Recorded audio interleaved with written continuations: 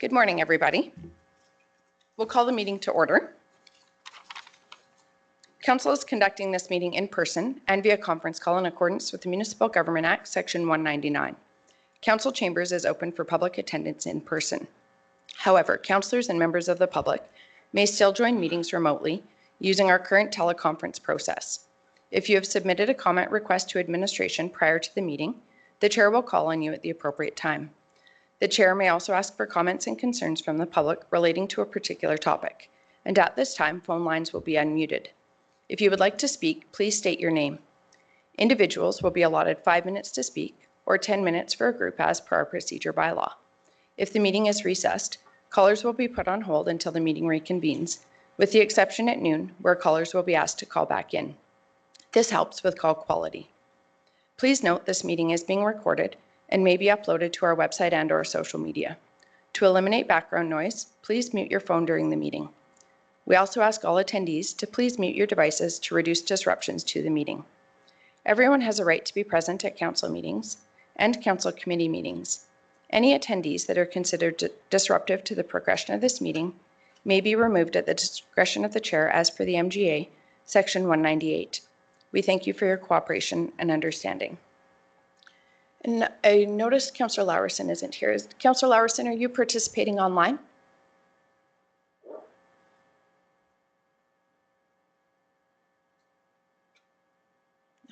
Okay.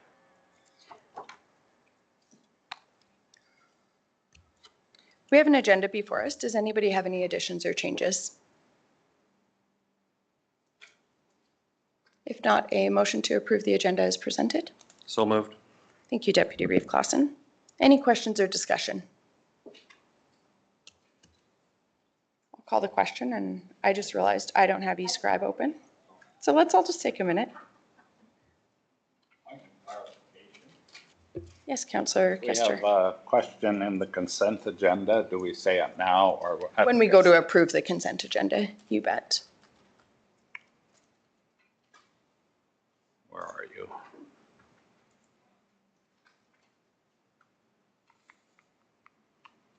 Got the wrong date. It's December the 3rd. Indeed. 2025. Oh, somebody else was there too. Yes, I was. Give me a minute. Thought I got administration with one there. They got the wrong date. And I went, oh, I got the wrong date. Darn.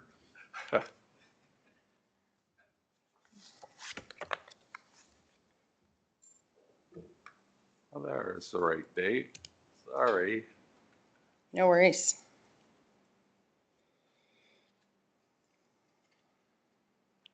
Motion is carried.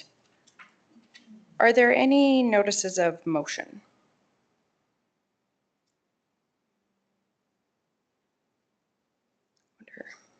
I think now. Yeah. I would like to bring forward a notice of motion for next meeting. I believe we need to do a notice. I would like to present a notice to reconsider a motion that was made at our,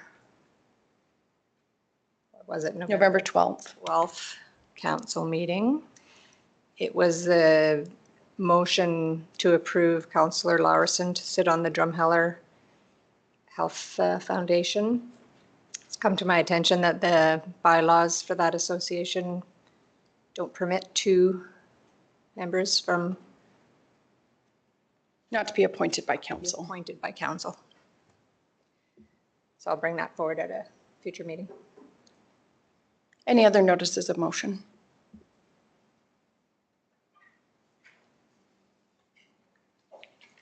We'll move to agenda item 3.1, bylaw 2024-36, land redesignation. Good morning.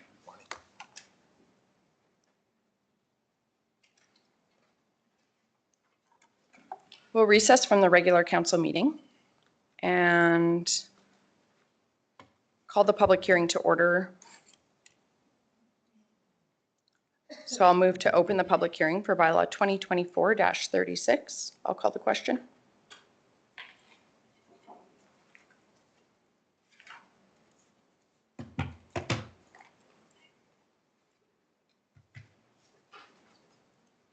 That motion is carried. Good morning, everyone. As per Section 192 of the Procedure Bylaw 2024-24, the public hearing will be conducted in the following order. First, we'll have a staff report by our administration, then a presentation by the applicant if they so choose, then presentations by the public in support of the proposal, then presentations by the public in opposition of the proposal, then a rebuttal presentation by the applicant, limited only to comments read or heard in opposition to the proposal, and then final questions of administration. Then we'll have a council motion to close the public hearing. The applicant will have a maximum of 20 minutes to present. Any individuals supporting or opposing the proposal will have up to 5 minutes to speak, and any groups of individuals will have up to 10 minutes to speak. The applicant will then have a maximum of 10 minutes to present their rebuttal. If there's any questions relating to this process, please refer to the procedure bylaw. And can administration please verify that the public hearing was circulated in accordance with the MGA? Yes, it was. Thank you. And are there any written submissions that are not in the public package? No. Thank you. And we kindly request that anyone speaking please state your name and address for the record.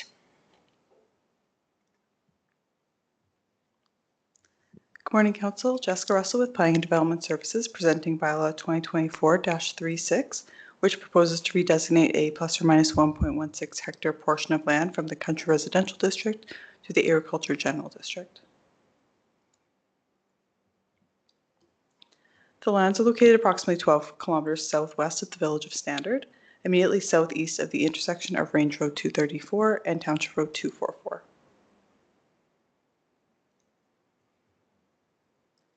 The application proposes the redesignation of lands from CR to the AG district to allow for a boundary adjustment of the parcel to include accessory farm structures currently located on the adjacent parcel.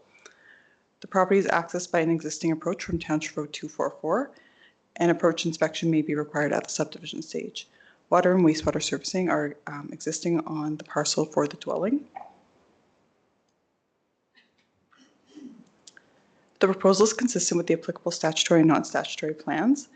The proposal is consistent with the agriculture policies within the MDP, which aim to minimize fragmentation of agricultural lands.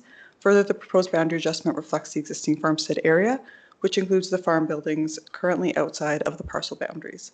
The proposal results in 2 parcels within the quarter section with no new parcels created.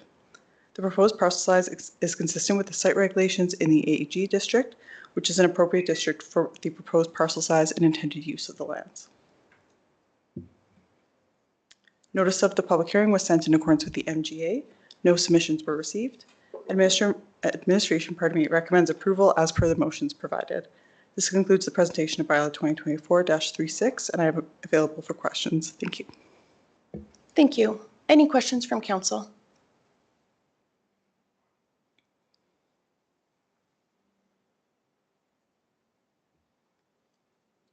And would the applicant like to present?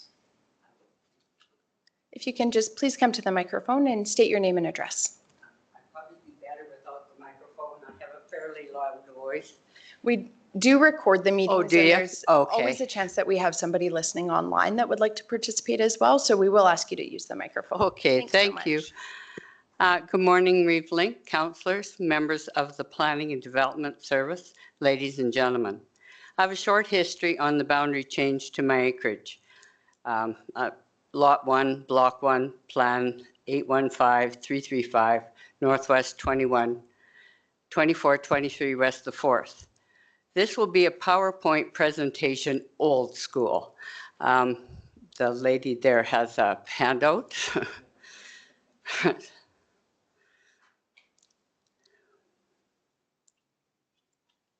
And can you just state your name as well, Oh, please? sorry. I'm Marilyn Ornburn, the applicant. Thank you so much.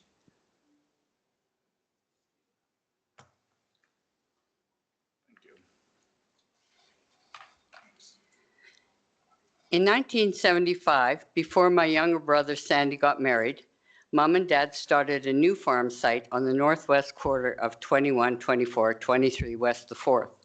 The photo in front of you is a few years later, but gives you an idea of this farm site. The bin area and the area south of the poplar are included with this boundary change.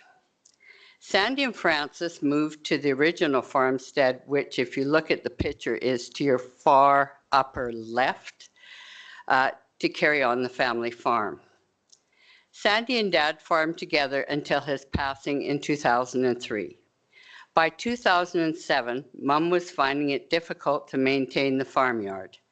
She applied to have part of the farm site, excluding the bin yard, classified as an acreage. This would allow her to sell the acreage and buy a place in Strathmore. The bin yard was excluded so that it could remain with the quarter. In 2010, she was 84 and moved to Strathmore. My husband Brent and I purchased the acreage. Mom passed away in February and the quarter passed on to Marshall, Janet, and I. Brent and I wish to include the bin yard back into the acreage so that if the quarter is sold, Sandy, my brother, who is still farming, will have use of the bins. The extra land to the southwest and straight west, that's in the back diagram, will act as a buffer zone from chemical spray drift. I grow a lot of plants and provide several people with planters. The picture of the plant is at the entrance to our acreage. Many of these plants are very sensitive and don't handle spray well. The larger green space will also act as a fire guard. Even though during harvest we always have a water truck on site, the danger of a field fire so close to our house is a concern. Thank you for your time. I hope you will consider my application favorably. Thank you. Thank you for the presentation. Thank you. Is there anybody who would like to present in support of the proposal? I'll call a second time. Is there anyone who would like to speak in support of the application? Is there anyone who would like to speak in support of the application? We'll now call for anyone who would like to present in opposition to the proposal.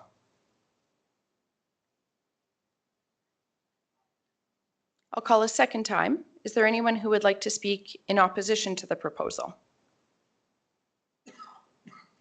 And I'll call a third and final time. Is there anyone who would like to speak in opposition to the proposal? Are there any final questions of administration?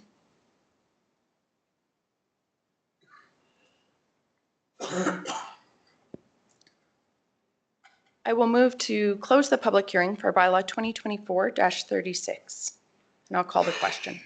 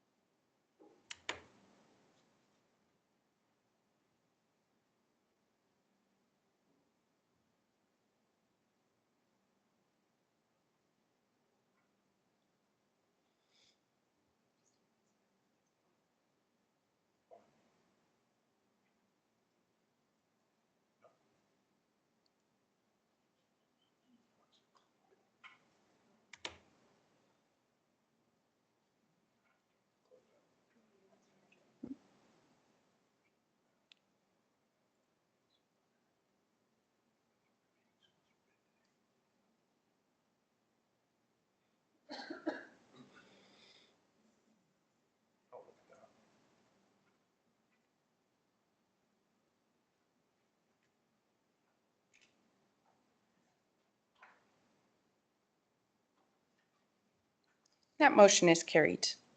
Council's wishes. The council moves first reading of bylaw 2024-36, this being a bylaw for the purpose of amending land use bylaw number 2016-01 to redesignate plus or minus 1.16 hectares within Lot 1, Block 1, Plan 0815335 from County Residential District to Ag General District as shown on the attached Schedule A forming part of this bylaw. Thank you, Councillor Eichert. Any questions or discussion on the motion?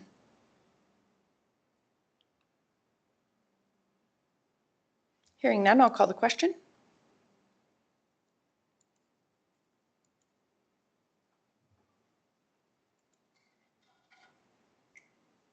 That motion is carried. Council's wishes.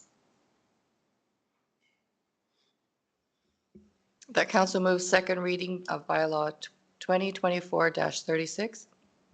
Thank you, Councillor Bigger. Any questions or discussion? I'll call the question.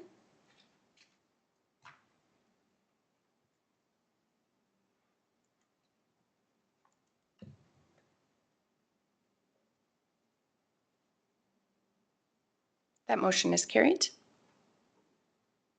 Council's wishes. I'll move that council grants permission to hold third and final reading for bylaw 2024-36. Thank you, Councillor Priest. Any questions or discussion? I'll call the question.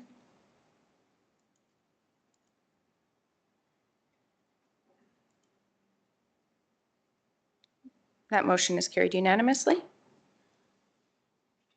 Council's wishes. Councillor Kester. Move that council moves third and final reading of bylaw 2024-36. Do it again. I move that council moves third reading of bylaw 2024-36. Thank you, Councillor Kester. Any questions or discussion on the motion? I'll call the question.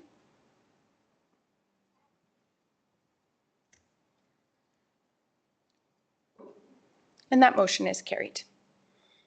We'll now move to agenda item 3.2.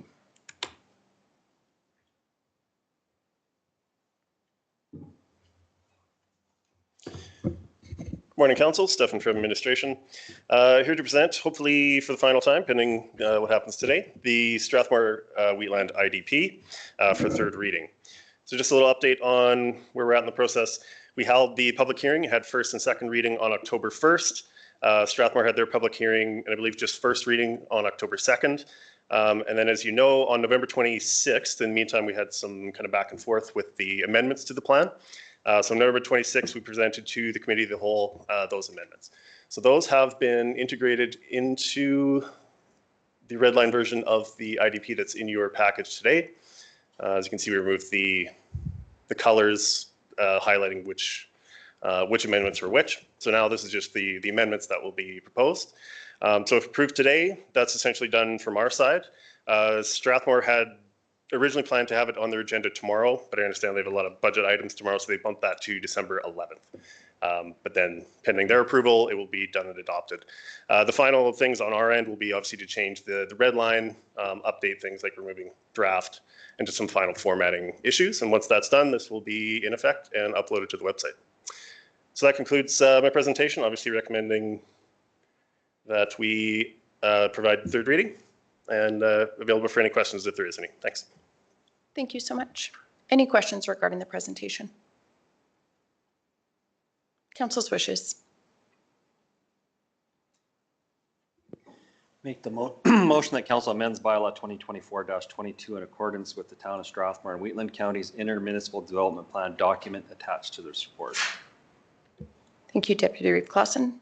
Any discussion? Councillor Laprise. Just a couple of things on our actual bylaw on page 19. It just says for the purpose of adopting the town of Strathmore County and Wheatland County. So we just need to remove that word county. Sorry, which line? Right at in the intro to the bylaw, being a bylaw of Wheatland County. Oh, I see. Purpose, yeah, got it there. Good catch. The town Thank of you. Strathmore County, yeah. There's two other really small,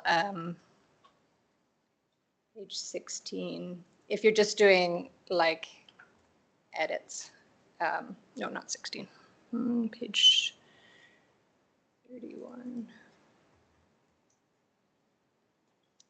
If they're just textual, if you want to just submit them to administration, you said you'd be doing a final. So if it's just for formatting and those type of things, then yes, if you can just provide those separately, as long as it's not any substance or anything like that. There are some minor things we can do for typos, yeah. Thank you. Is that okay?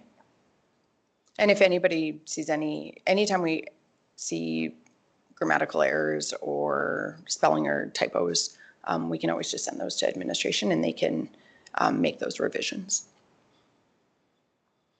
Any other questions or discussion on the IDP?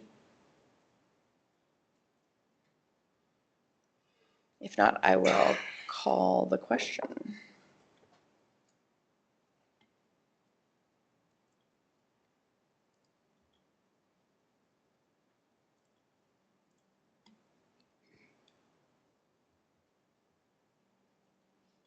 Motion is carried. Council's wish is for third reading. Councillor Eichert. I'll move that council moves third reading of bylaw 2024-22 as amended. Thank you, Councillor Eichert. Any final discussion on the IDP? I'll call the question.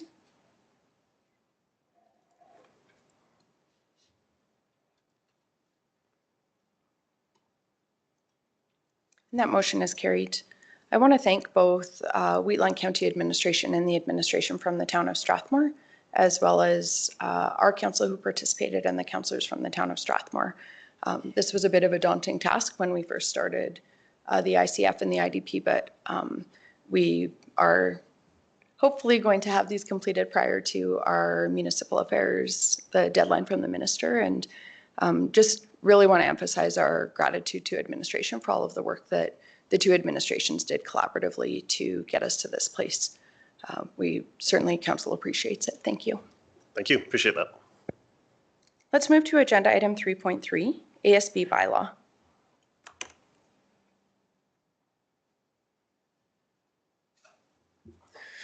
Good morning, Council. Brad Bullock presenting the proposed revised bylaw 2024-38, the Agricultural Service Board bylaw.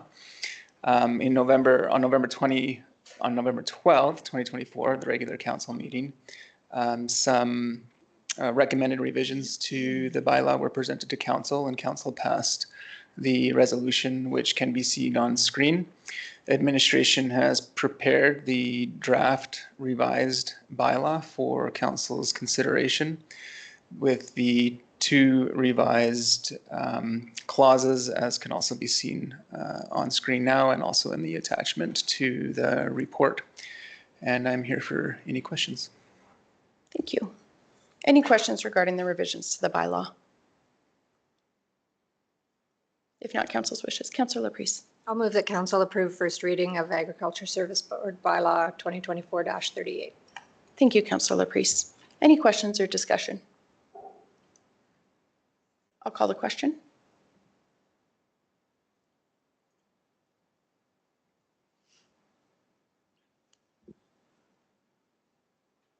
That motion is carried. Council's wishes. I'll move that council approve second reading of bylaw 2024-38. Thank you, Councillor Bigger. Any questions or discussion? Actually, sorry, well, no, this is. Are you sure? Part of our bylaw that I wanted to ask administration about. Now is as good a time as any. Okay, so on page 48, item 10 about agenda and minutes, it says 10.2, board minutes act as a board report to council and are provided for council approval. Do we approve ASB minutes here? No, we do not. Yeah.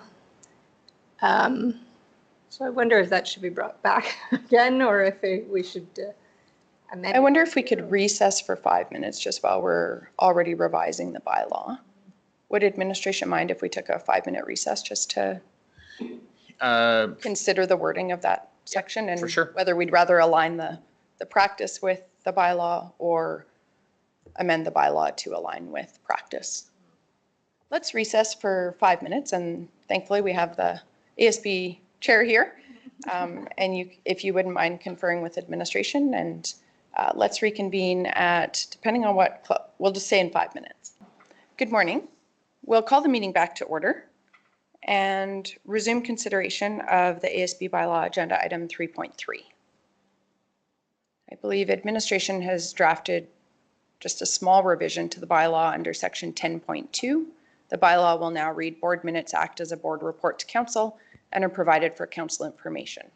So we're just replacing the word approval with the word information so that we are aligning the bylaw with the current practice, which is that the ASB approves the ASB minutes. Councillor Kester. 10.2 was put into this bylaw for a reason. Ag Service meets 4 times a year. If there's a timely motion, it can't be acted upon till the minutes are amended, which is 3 months out. If it goes to the next council meeting, it's approved there, and then it's going to be acted on. And if there's any budgetary or money spent, ASB doesn't have the authority to do any of that, and that also has to go to council.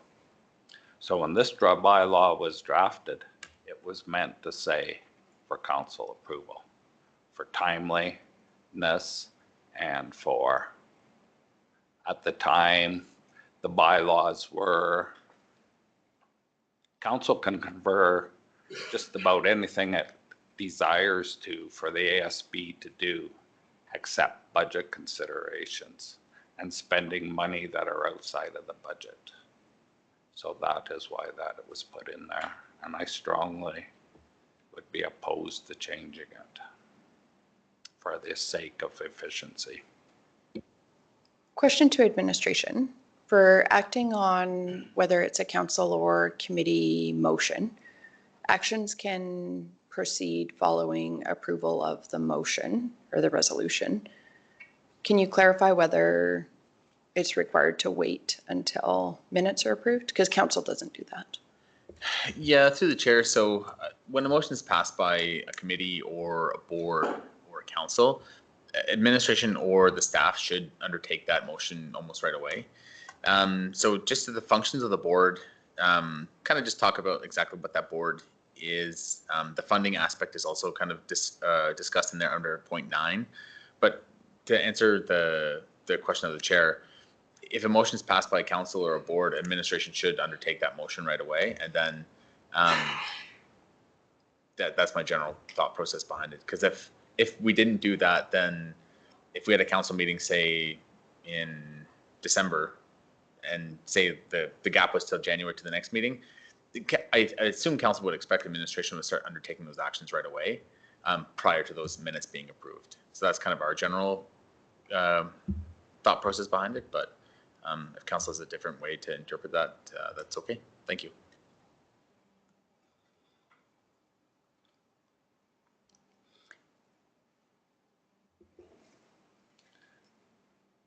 I appreciate that.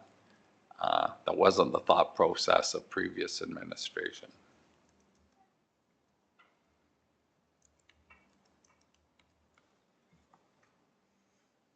Are there any other questions or discussion? So I think in terms of the concern around a timely action required by the ASB, I think provided the ASB is acting within the bylaw, any motions that would be passed at the ASB would be actioned upon that being approved by the Agricultural Service Board by motion.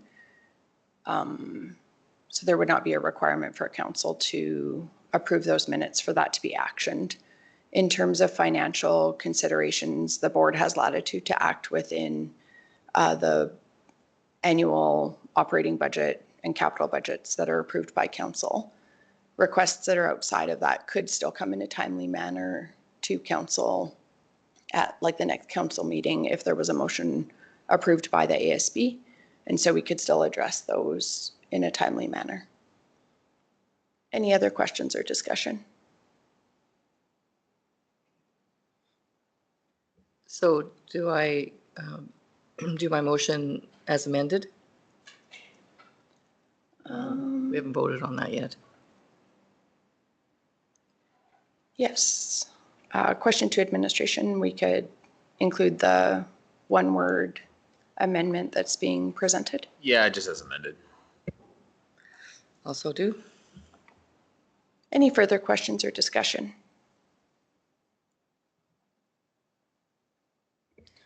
I'll be supporting the motion on the floor. I just, with the concern brought up by a fellow counselor here, I can't recall anything in 7 years that I've been here that we've ever acted without or approving the minutes. Or, I mean, acted, have to approve the minutes to act, even on boards that we're on. I can think even some that I've never seen that before. It's the first time I've ever heard it. So, but it's interesting, but it hasn't been practiced since I've been here. But yeah, I have no problem supporting this. But we've never. If you can use your microphone, Councillor Kester. It was before your time. How do you mean, Councillor Kester? Administration. You've only seen this administration. Yeah, I think 4 of us worked with a previous administration, but certainly the practice over, I can speak to the last 7 years, has not been for the minutes we have not been following the bylaw as it is written. Those minutes have not been coming to council for approval, and that has not hindered ASB's operations to this point. So certainly if we discover information that's contrary to that, then obviously we will bring that back for reconsideration. Any other questions or discussion? I'll call the question.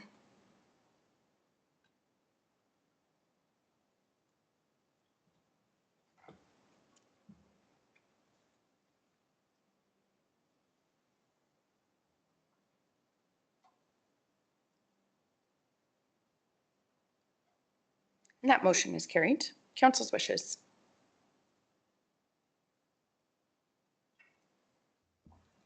I'll move that permission be granted to hold third and final reading of bylaw 2024-38. Thank you, Deputy Reeve Clausen. Any questions or discussion? I'll call the question.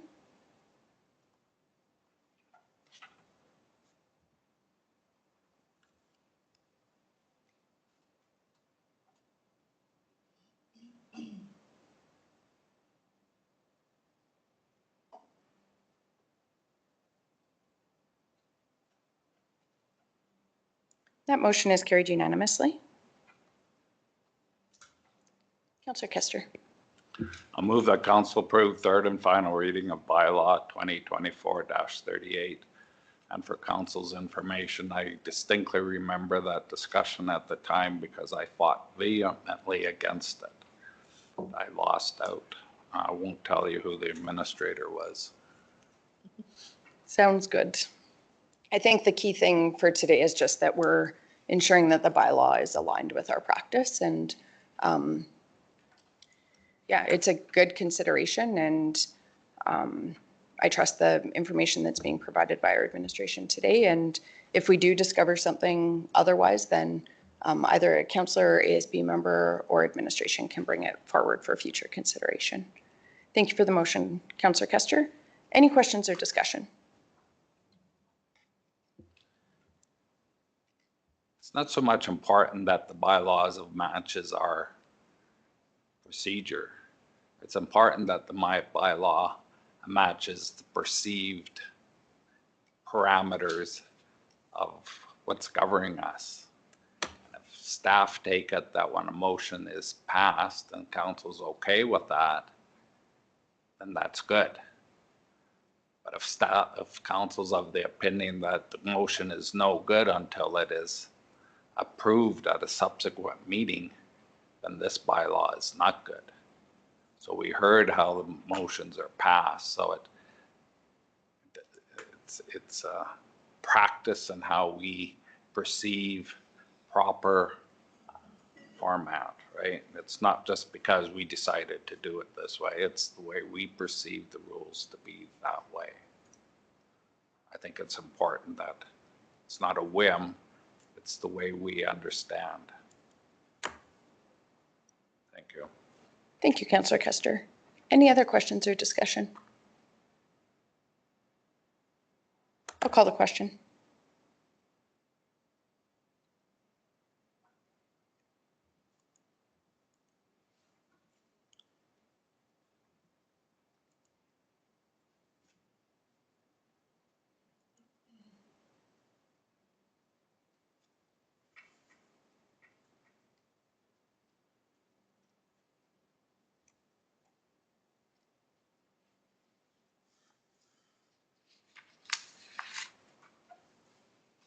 That motion is carried. We'll move to agenda item 5, our consent agenda. Council's wishes. Councillor Kester. Oh, just turned your microphone off. Gosh, what's wrong with you? I would like to discuss 5.6 on the consent agenda.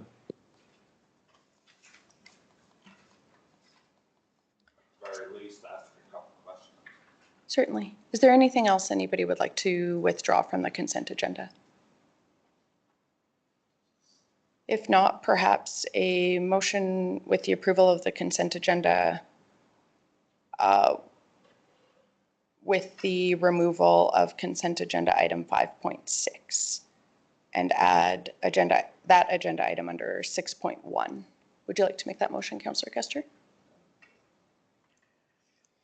So we have the motion on our screen to remove consent agenda item 5.6, Wheatland Housing Management Body correspondence, and to move that to agenda item 6.1.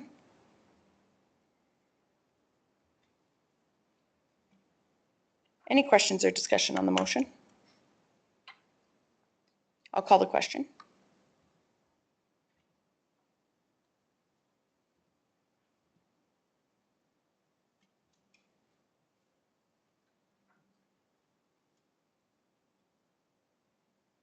That motion is carried. And then would we require a motion to approve the remaining consent agenda items? Through the chair, yes. I'll move that we approve the December 3rd, 2024 consent agenda as presented from 5.1 to 5.5.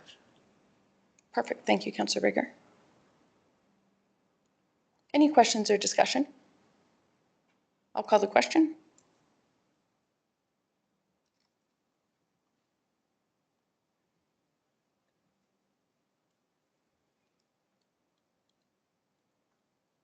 That motion is carried.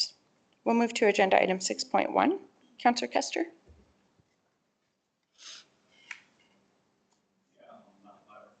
If you can just turn your microphone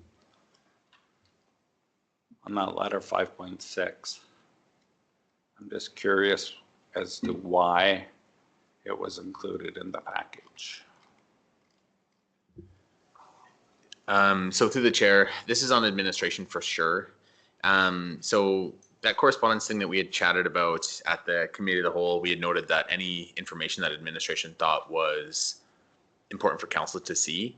So this one was directed by council for us to send that letter. And I personally will take 100% accountability. The letter was issued over 2 months ago. And then I had just got it in my email as attending to a family matter at that time. So I think I just kind of clicked on it wherever I was and just kind of went to the back of my inbox. And then I was chatting with administration here internally, and I had realized that it actually never got back to council. So that was purely 100% my fault. I'll take full accountability for that.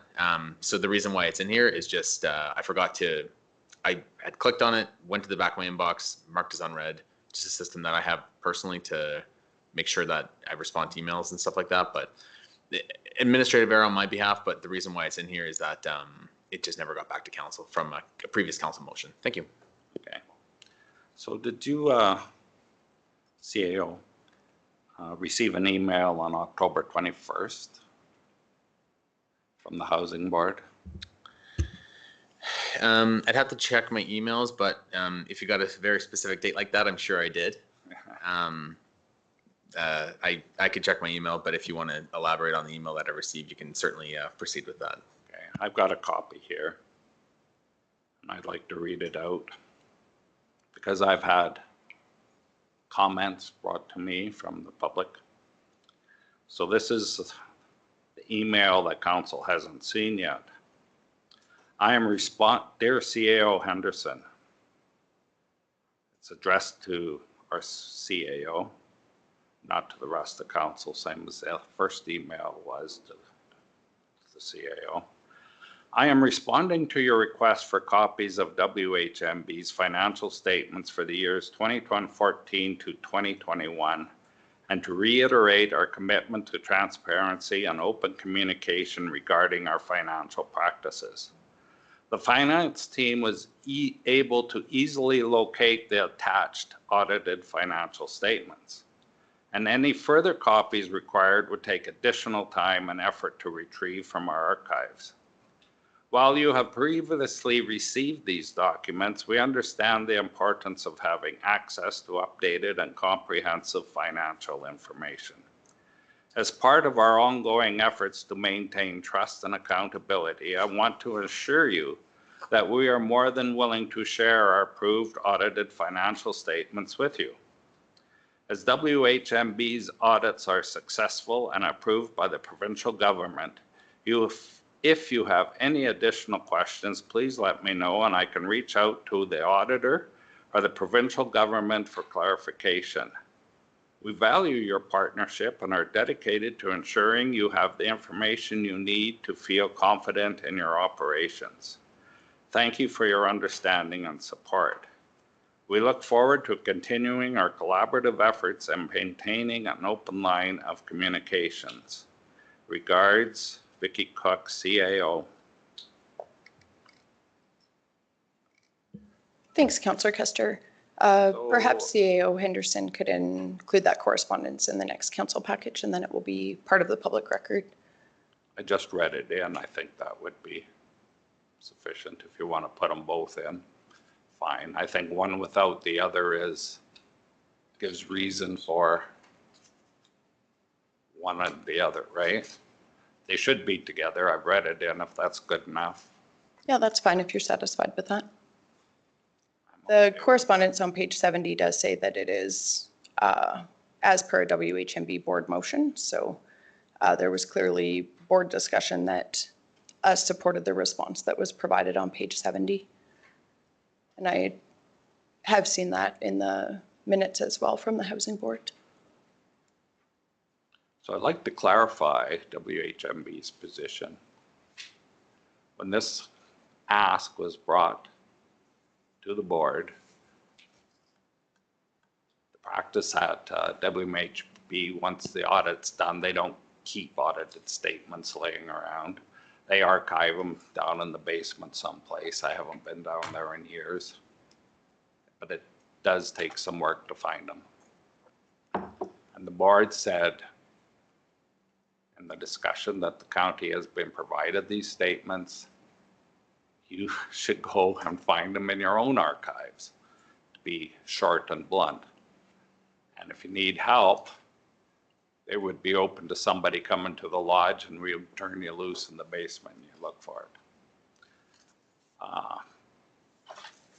That's what the first letter was written on. The second letter come in between board meetings, and staff had that bunch of 6 audited statements in their desk in the file, and they were just, all they had to do was scan them, so it didn't take much extra work to scan them. And the only thing I can think of why they were in the desk, a couple weeks earlier, the province sent down their housing supervisors and did a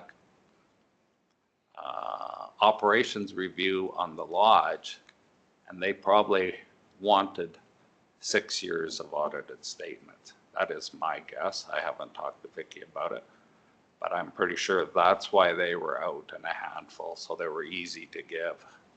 Otherwise, we sincerely hope here at the county you're able to go back and retrieve audited statements that we have given you in the past. And if you have trouble, we can do it, but we need to have a good reason. Is there any questions? Any questions?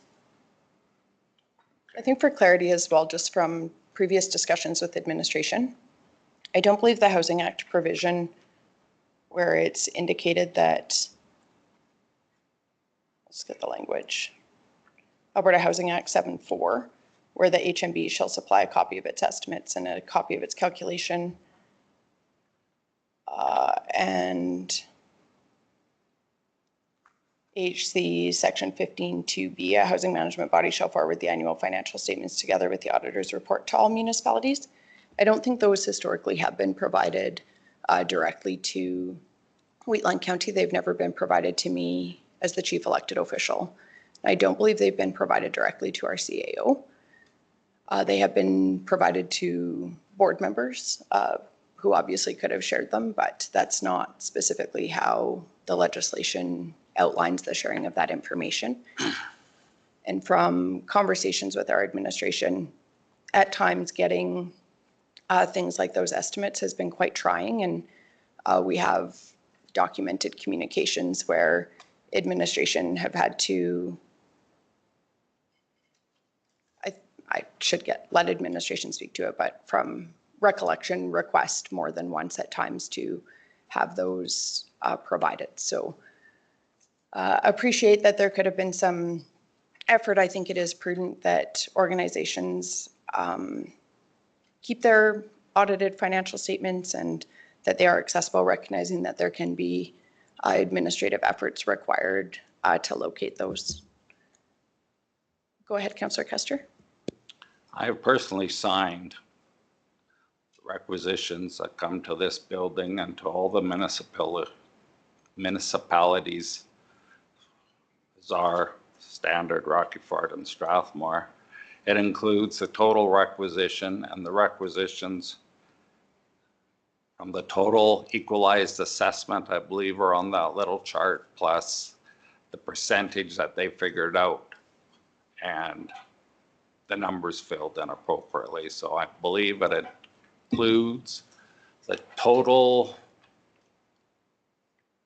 equalized assessment, each municipality's equalized assessment, and the percentage of each municipality as part of the total equalized assessment, which was used in determining your part of the requisition. I don't know, is that correct, Brian? Is something like that? I'm just kind of going off of memory, but haven't seen one for 8 months. So I can speak to that. We have a report starting on page 129, agenda item 8.25, that clearly demonstrates that that requisitioning process has not always been done in alignment with legislation, that's only been done more recently where it's more closely aligned with legislation. That's been an ongoing concern of this council that has been communicated to the board on more than one occasion. My comments still stand. Any new discussion regarding agenda item 5.6? My comments still stand too. You have been provided the calculations for the requisition. Did the housing management body provide the audited financial statements to the county? Yes. When? Every year. Can administration confirm if that's accurate? Through the chair, I can't confirm that. So probably just a nice way to avoid this for an external organization like that would just be to post them on the website. Yeah, that can certainly be beneficial. The Act does explicitly state that they would be provided to the municipalities, so I think it would be a good practice as well just to send an email either. Typically, the Housing Board does not choose to communicate with me. It would be, I think, good practice to send it to the chief elected official or to the chief administrative officer, and that way they would be within the official county records. I know at times when I sat on the board, We were provided paper copies. From my recollection, not always historically digital, so it's a little bit more cumbersome to share with administration as a board member. I'm sure it's done digitally now, but can administration confirm during your time as CAO, were they ever emailed to you? To the chair, I don't believe so. I'd have to go through my emails and check though. Yeah. Maybe in a few recent years, yes, on request, but I don't think back to, since I've been the CAO since 2020, I don't think so. There's a difference between providing the request for a requisition versus providing what's outlined in the legislation. Any other questions or discussion? Yeah, just digging up some memory here on this. Mostly was the requisitions and the capital portions of it and how the board came to get that capital, if I recall. And how it was basically, what's your plan? How are you doing it? Follow the legislation. And from what I remember when I first got elected, that wasn't. It was just a number. Here's what it is. Here's what we've always charged. Please pay it. And then we're kind of looking and going, well, there's a whole process that we're missing here. And it's good information for us to have because we can justify those costs to everybody. Not just that a board's requesting it and it has requisition powers and they can just take it. There's a process for that and rightfully so. So you protect and make sure everybody's running in the proper direction. So that's how my recollection of why these questions have been asked over and over and over again. And there has been a defense against it. I don't understand why when the legislation clearly state how the process was supposed to be followed. I didn't realize that was part of this discussion, but I'll answer best I can. The housing management body has been doing requisitions for, I'm thinking, 60 years. And this is the process it's always used. If you read in the act, I'm paraphrasing, the way the requisition works is by agreement of the municipalities, or if there's no agreement, by default, equalized assessment. Fine. So we were doing it for 60 years. Nobody complained. Then the county said it's got to be done this way. We asked the minister and they said, okay, then that's what the legislation says. They said they've seen any number of ways the municipalities have divided up the thing. So being this presented to us, we've contacted legal and we have come up with a plan 3 years ago on how to do the requisitions. So the requisitions are done straight off of the audited financial sheet. And on that sheet, there shows a deficit when you subtract the requisitions. It's in a deficit position. If it is in a deficit position, that deficit number is the requisition.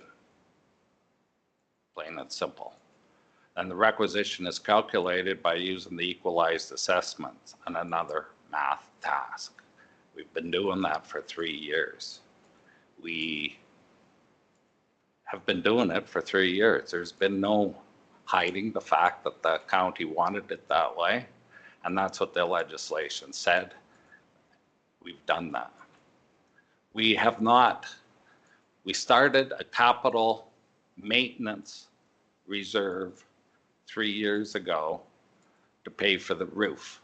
It started out before the roof and we presented council with 2 pages of guesstimates for what we need reserves for.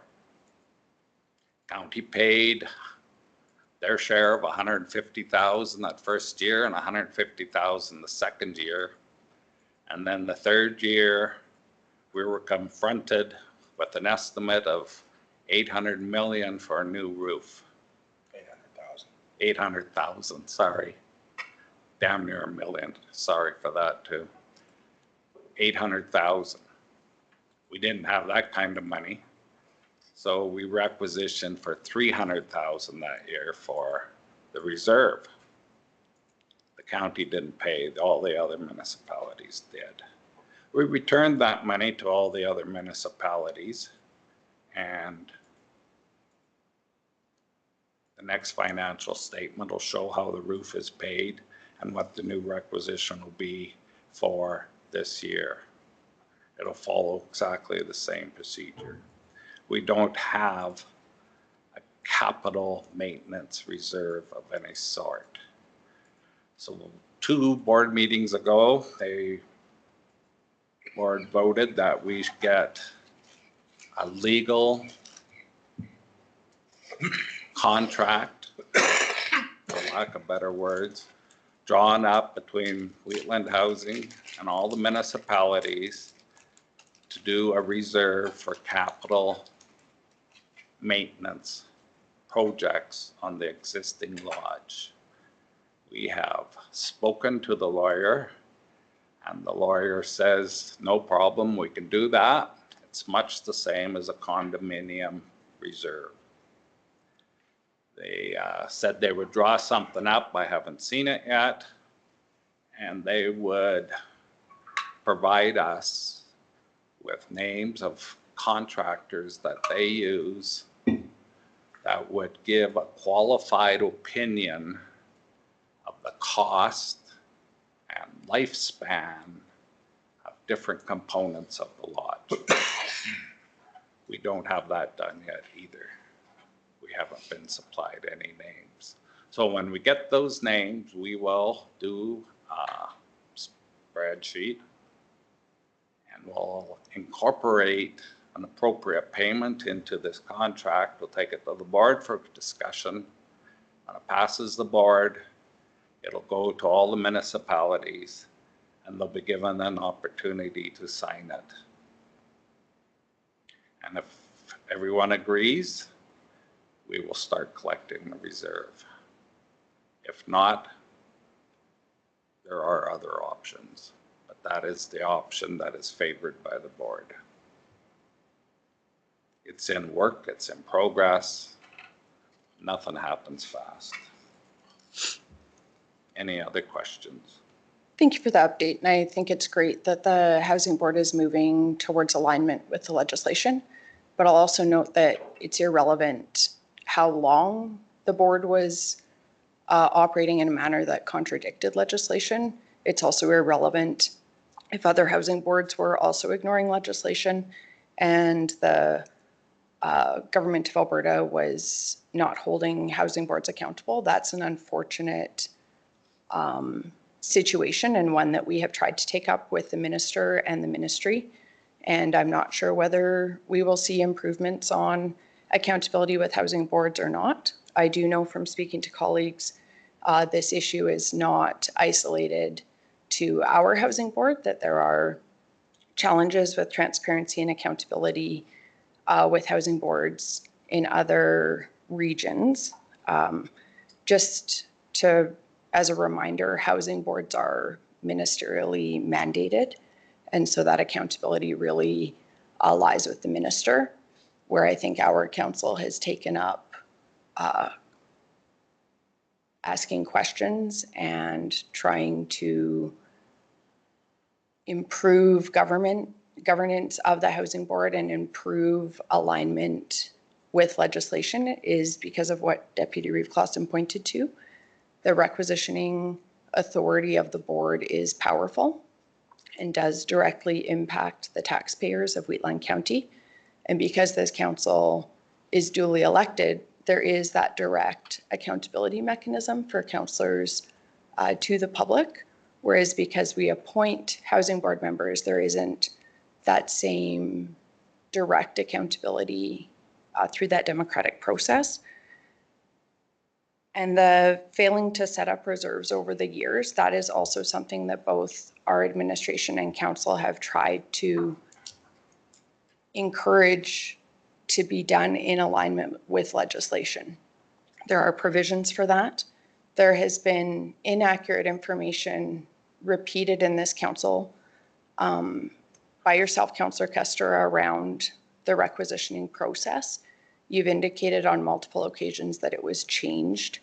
I think you've pointed to when the NDP were in power in Alberta. I have gone back and reviewed previous versions of the Housing Act, all the way back to 1980, when the Housing Act at that time, it was a little different model, but it still referenced annual operating losses. The report that we will see on agenda item 8.25 clearly indicates that that was not how the Housing Board has been requisitioning. And this council has been endeavoring to improve accountability to the taxpayers who pay those requisitions. I think it's important that we have accurate information shared around the legalities of it, the regulatory framework, and the processes. Councillor Kester. I did not provide inaccurate, I might have been provided inaccurate on the information. That's the way I understood it. But I want to reiterate, for the last 60 years, I believe the housing body has been sending audited financial statements to the minister. The minister has okayed them or looked at them. The ministry has sent housing representatives, what do we call them? Housing advisors. Our last audit was just last month. They are regular features of being in the Housing Act, and nothing was untoward done administratively in that process. Ever has there been anything said to the housing body about the way we do requisitions? In talking to a ministry, they say there are numerous ways that municipality do requisitions. There is, in the act, it says if the municipalities agree, it's all okay. But it says the default is equalized assessment. So as soon as one municipality doesn't agree, it's back to equalized assessment. And that's what we are doing now. When it was pointed out, the county wanted it that way. There was no misrepresentation. We are beholden to the ministry. The Housing Act is an act, and Wheatland Housing is part of.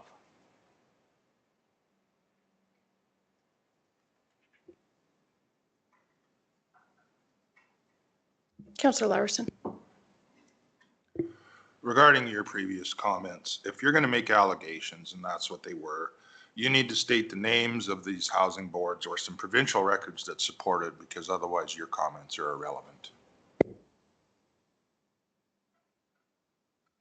I'm actually not required to do that. I speak to colleagues all the time, and it's really up to the ministry to engage with other housing board members. And if the motion passes regarding bringing a resolution to RMA, that will also gauge some of the challenges that are across the province. And we have had a previous resolution around housing board governance that was also supported at the RMA that clearly indicates that this is not an isolated issue with the Wheatland Housing Management Body, but an issue that other rural municipalities I can speak to, because the resolution was supported by rural municipalities, a majority of them in Alberta. And I think that's a clear indication. The resolution is available on the RMA website and outlines some of the concerns. And if I recall, it was specifically around concerns with requisitions. It is unfortunate that the ministry has not held housing boards accountable to aligning with the legislation that they approve and oversee. That is an Alberta, Government of Alberta issue. The fact that reviews have been done of the housing board and that the Government of Alberta does not have an issue with you, the board chair, employing your cousin as the CAO and sitting on the performance. That is a concern that has been raised by this council. It is a documented concern that was presented by this council in correspondence to the ministry. You have sat on performance reviews for a family member. The fact that the Government of Alberta does not have a concern with that is concerning to me. It's concerning to me that they do not find concerns with some of the governance at the housing board. That is outside of our jurisdiction. The government of Alberta is responsible for that. I can send you the correspondence where we outlined our concerns with the governance, and that is one concern that I have had raised by multiple ratepayers on multiple occasions with significant concern. I will acknowledge it's not illegal in terms of pecuniary interest, but there is a distinct difference between pecuniary interest and best practice, and it's something that could have been easily avoided. In terms of requisitioning, I think we're conflating two things. There's the amount that is requisitioned, and then there is the way that the requisition is split amongst the municipalities. It is clear that the amount should be the deficit for the previous year. And section 7.2 indicates municipalities requisitioned may determine the basis for how that's shared. And as you indicated, if there's not an agreed upon different way of approaching that, then the default is equalized assessment, which is what we do. And I completely agree that there are multiple ways that other housing boards potentially agree to how that's shared. The concern of this council has been the fact that the housing board has been requisitioning for additional funds beyond the deficit as outlined in the report coming up in the agenda. And that's where the concern has been. That has been without appropriate reserves created. And administration could speak to this, but I don't think you need legal counsel to create a reserve. There's a generally accepted financial process to establish reserves. And there are also legislative and regulatory considerations for a housing board to establish a reserve. I'll turn it to administration. Could administration have a 5-minute recess? Certainly. Thank you. Let's reconvene at 10:18 on the screen computer. Thank you. Good morning, everybody. We'll call the meeting back to order. And my apologies, there was a point of order called that I did not rule on. I will disagree with the point of order. Well, first I'll ask, could you clarify what the point of order was?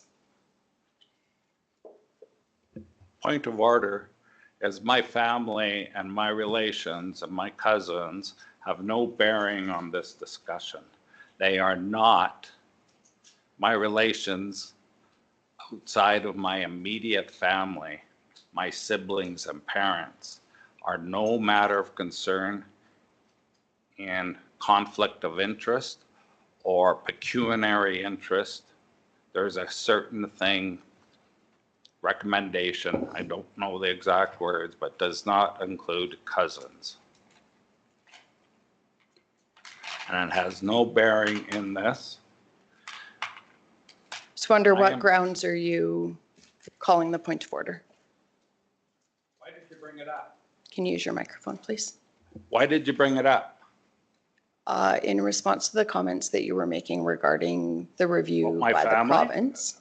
Had nothing to do with it. So unfortunately, when the board chair employs their cousin as a Had nothing to do with it. it does have something to do with the governance of the housing board. In your opinion, In the opinion of And nobody Wheatland else's. County Council. In then an make a April motion to 4th, it. Make a motion okay, I'm going to to it. rule the point of order. I'm going to disagree with your point of order. Because in an April 4th, 2024 letter endorsed by this council to Minister Jason Nixon, Minister of Seniors, Community and Social Services, in a long list of concerns that this council shared with the ministry, one of them included conflicts of interest and public trust issues. Conflicts of interest and public trust issues. The board chair's ongoing involvement in the performance review of family members serving as CAOs, notwithstanding the absence of direct pecuniary interests and not illegal, presents a serious conflict of interest that cannot be overlooked and appears to contravene the board's own code of conduct.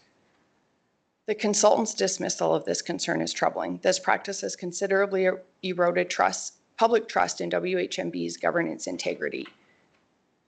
This has come from concerns that have been raised from members of the public. The reason I raised it is because you were pointing to reviews by the ministry that you indicated had approved your audited financial statements and not indicated concerns. What I regret is that for too long, this council has let mistruths and spin stand. And when you let that happen for too long, that becomes the truth in the eyes of the public. And I think it's incredibly unfortunate that these concerns are not being addressed and that they continue with the Housing Board. Is there any further or new discussion regarding the correspondence? Councillor Kester. I have never disallowed or disassociated myself from any of my relations. So be it, she's the CAO of the lodge. She is a cousin. I'm related to more than that. That is not a concern. What was the minister's answer to your letter? Besides none. I will call a point of order in that you There are is not no answer. respecting, There is no letter. that you are not respecting a decision of this council by indicating that that's not a concern. That is a documented concern of Wheatland County Council. And as a Wheatland County councillor, you have an I obligation understand to that. respect the decisions of Reeve, council. I understand that. I understand Wheatland County Council sent numerous letters to the minister. But the Wheatland Housing Management Board is responsible to the minister, not Wheatland County. It's been pointed out numerous times. The minister has in no way ever talked to me about a CAO being my cousin. I've never had any correspondence about that ever. It has no bearing on what we were talking. We were talking about this council receiving information from the housing body. You keep talking about we've been doing things wrong and everybody in the province is doing things wrong. When you read in the Housing Act, it's how the municipalities want to do the requisitions that is done. And if it's not agreed upon, it's the default equalized assessment. We were doing a different way prior to 3 years ago.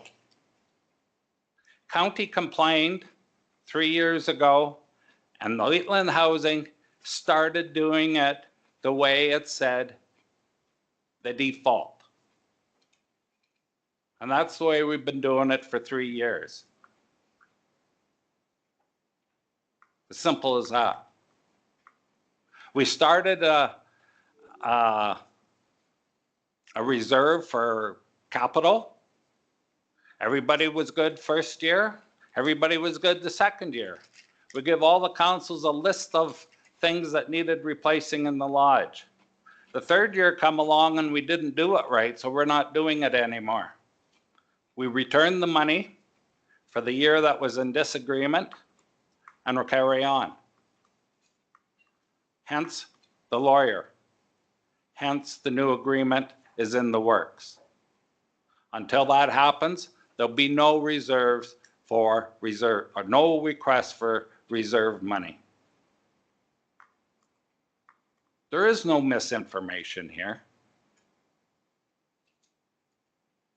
And I'm tired of the constant poking and governance issues that are associated with the lodge. It's affecting the residents that live in the lodge. It's affecting the people that work at the lodge. So fix them. So come up with something a little bit better than that. How about you fix the governance concerns? 2 points. I'm sorry. I think that's out of order. I was speaking. 2 points. It's not out of order. That's out of order. The It government is the managing body of the housing. And They're the purveyors of the Housing Act. You have an issue with the government, take it up with them. we Take it up will- with the RMA and pass a motion and lobby the government to change it. But that is the rules we have to follow, and we're following them. So 2 points. Councillor Kester, I was speaking. Councillor Kester. We've had a governance review, an operation review done by 5 housing administrators from across the province. They spent a week going through every document we have. They had about 10 or 12 things we should fix in our policy book. Different wording, best practices, they're done. We were asked to fix relations with the county. We, as a board, made a motion that we should go have mediation talks. We approached the county and the county denied. We had to write a letter to the minister saying the county denied. So that's all done.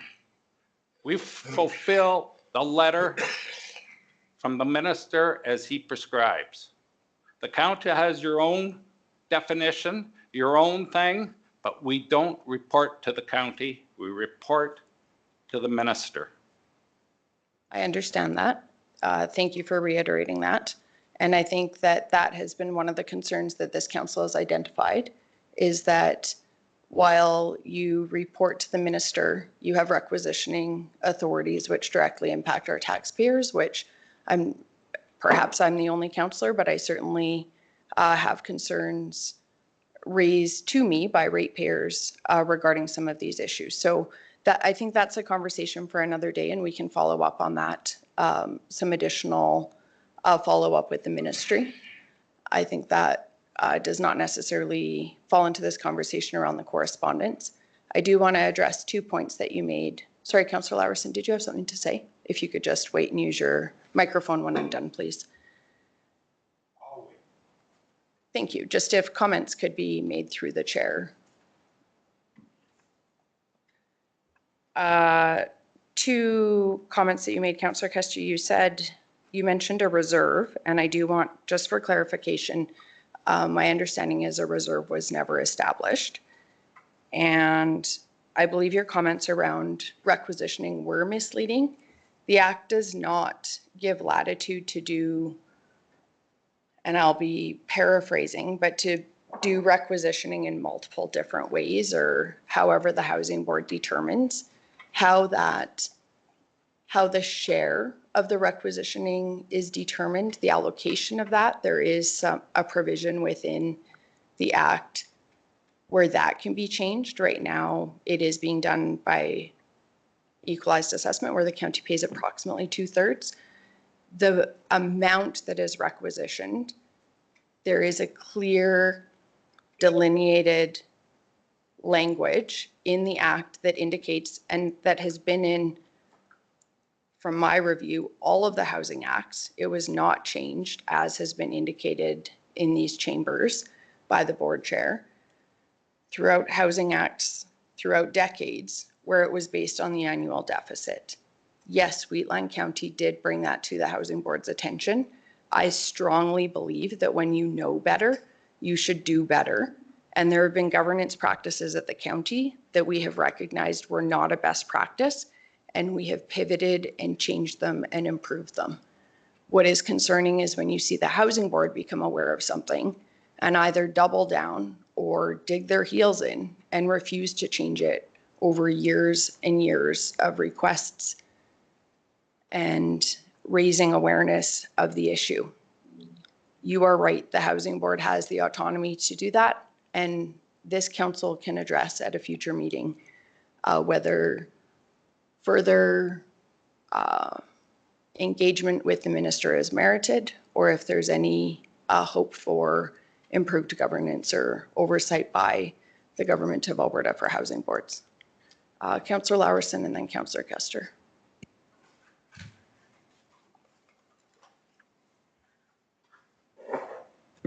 Every time you talk about this, you muddy the issue with new comments. I think that, Can you clarify what new comments? for example, Councillor Kester's cousin being the CAO, that had nothing to do with what we were talking about at the time. And I'm getting, quite frankly, really tired of this. Every time someone doesn't agree with you, you bring in something new and complain about that. And it's getting ridiculous. It was in direct response to a comment made by Councillor Kester, and it's not new. It is an agreed upon concern of this council, as indicated in an April 4th, 2024 letter to Minister Nixon. Councillor Kester. I can't remember making any comments about my relatives in my whole presentation today until you did. Secondly, you keep going on that the housing board is reluctant to change its ways. The very first year, the county said you have to do it by deficit. That is the very next year we did it by deficit. If it's been 3 years now, we've been going by deficit. We changed. And it says, it doesn't say in the Housing Act, the board can decide how to requisition. It says the partners have to agree. So for 60 years, the partners were paying, were taking, agreeing. The county, 3 years ago, didn't agree. We looked Councillor into Kester. it. We changed the way we did it. Councillor Kester. That's the The truth. municipalities did not have the autonomy to determine how much was requisitioned. No, They can but they have the agree autonomy to decide how to pay it. Yes, but that's not what we're discussing. We're I never discussing know the we were amount. talking about the amount. We have not been debating the equalized assessment, and that it has been equalized assessment all along, yes? Is that accurate, Councillor Kester? It's been equalized assessment all along. Okay, so But that's it not what's wasn't being, determined, the amount all along wasn't determined by deficit. It was determined by a budget issued in the new year. and I think New that's budgets what were I'm, made, and that was what the requisition was, what was in the budget to balance it. yes. There was at times surpluses.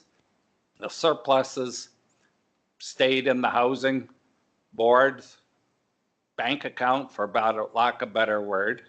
Some years there wasn't enough and it equaled out. That's the way it was done for 60 years until the county said, oh, hey, here, look at here, you have to do it by deficit. We've been doing it for 3 years by deficit. That has changed, the way we've done it. The amount we use has not been, the method of calculation has not changed. We've always used equalized assessment. But by the counties and the municipalities agreeing to the way we did it before by using a budget number when we do our budget,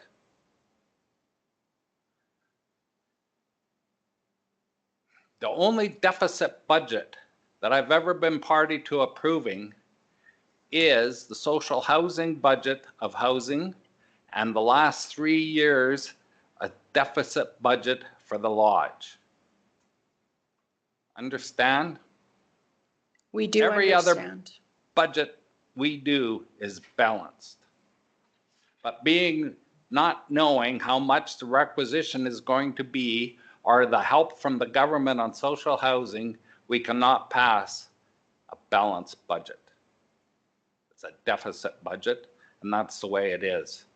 And that's been the way for the last 3 years. We're not fighting about doing it or not doing it.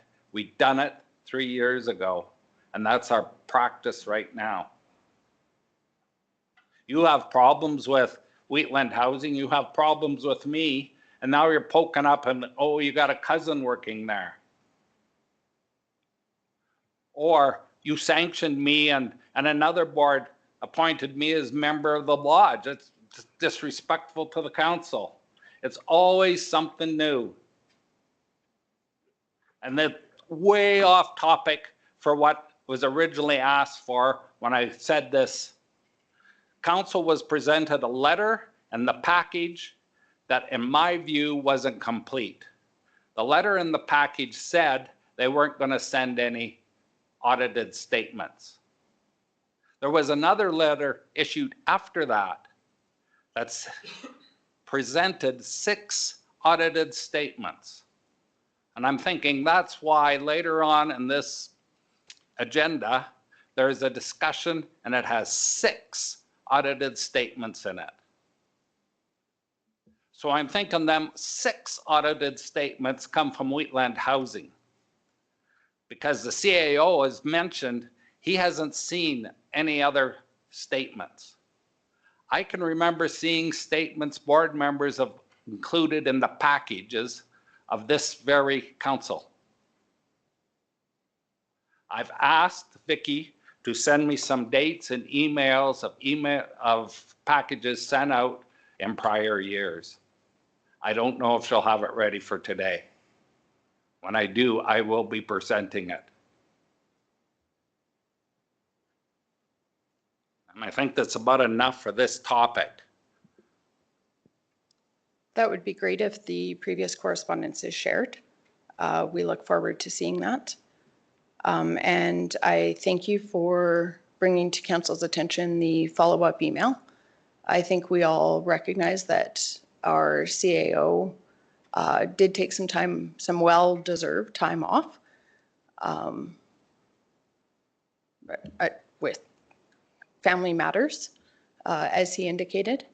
And I'm glad that that follow-up correspondence could be read into the record. I'm glad that those financial statements were ultimately provided. It doesn't change the housing management body's position in both their minutes and this letter that was provided to the CAO. The housing board always has the ability to correspond with myself and council to ensure that correspondence is provided to all of council, and our CAO does an exceptional job of managing the volume of correspondence that is provided.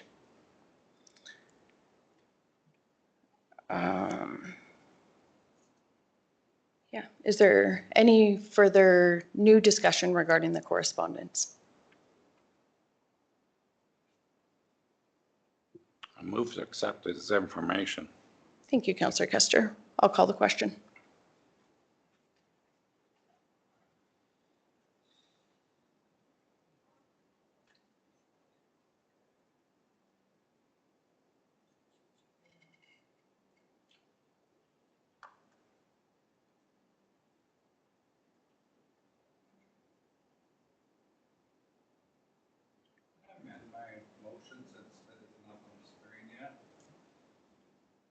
What's your proposed amendment? Accepting this information. The letter 5.6 and the agenda. I'm going to kick it. I'm moving the acceptance of information in 5.6 and the agenda, plus the letter I read out that was subsequently sent on, I think, the October 21st. October 21. Yeah, October 21. Yeah. Thank you. We'll just give administration a moment.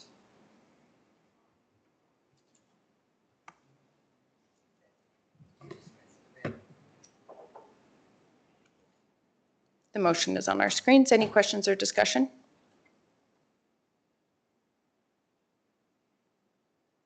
I'll call the question.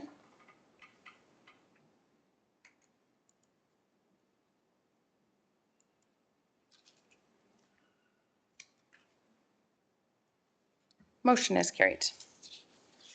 We'll move to agenda item 7.1.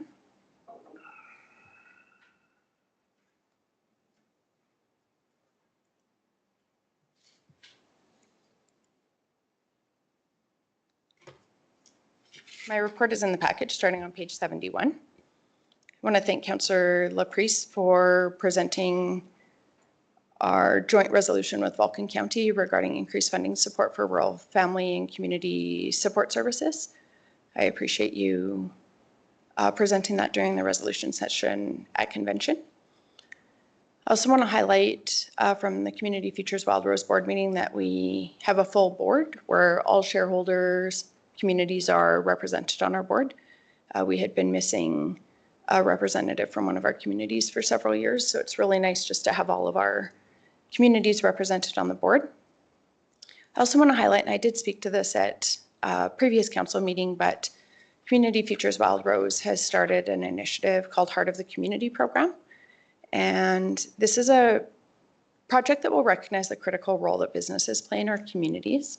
I did attach a document outlining the project on page 73, and you'll see that from January to March of 2025, businesses in Strathmore, Rocky Ford, Standard, Hazard, Gleason, Bizano, and the section of Wheatland County that's shown in that yellow Q1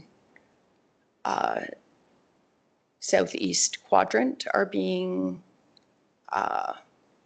they will be eligible for nomination in that first quarter. Nominations are open now, and I would just ask that each councillor take a few minutes to nominate a business within that region. All businesses that were nominated will be recognized, and then there will be a winner as well. And we're hoping for a couple of outcomes. Obviously, there is the actual prize and the award that will be presented, but even bigger than that, we're hoping that this will just really raise awareness about how critical small and medium-sized businesses are in our communities in terms of community events and putting jerseys on the backs of our young athletes, and just really making our communities what they are. It was also an honor to attend the Remembrance Day ceremony at the Royal Canadian Legion in Strathmore.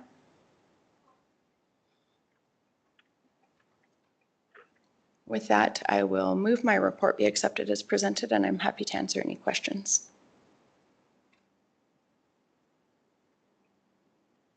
Any questions? I'll call the question.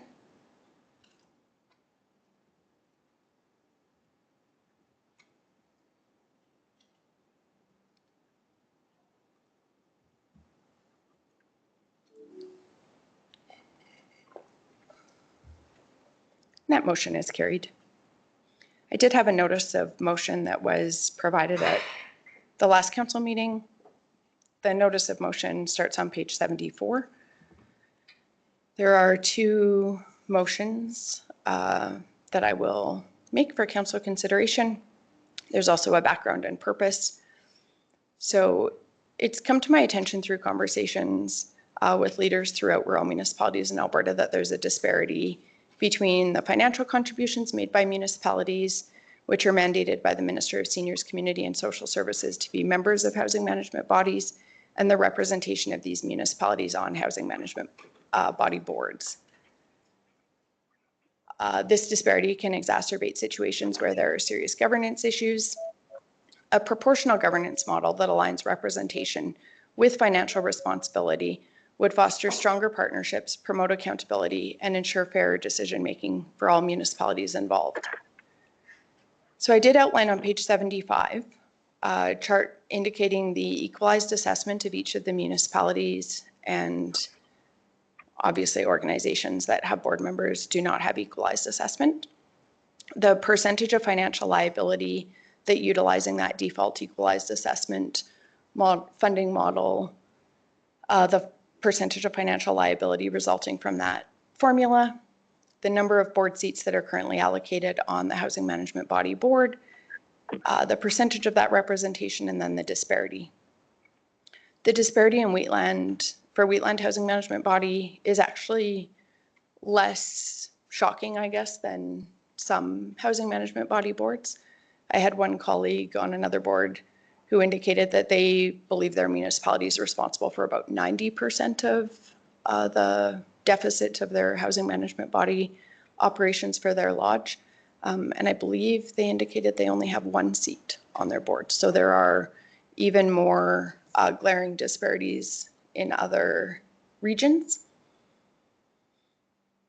A significant concern is that under the existing legislation, and this was amended under the previous minister, is that in our current local context, 3 villages who are collectively responsible for just 1.42% of the Wheatland Housing Management Body's financial liability could control reserve decision-making, resulting in an unreasonable scenario where the taxpayers of Wheatland County and the town of Strathmore are responsible for 97.578% of the liability, but lack that proportionate influence.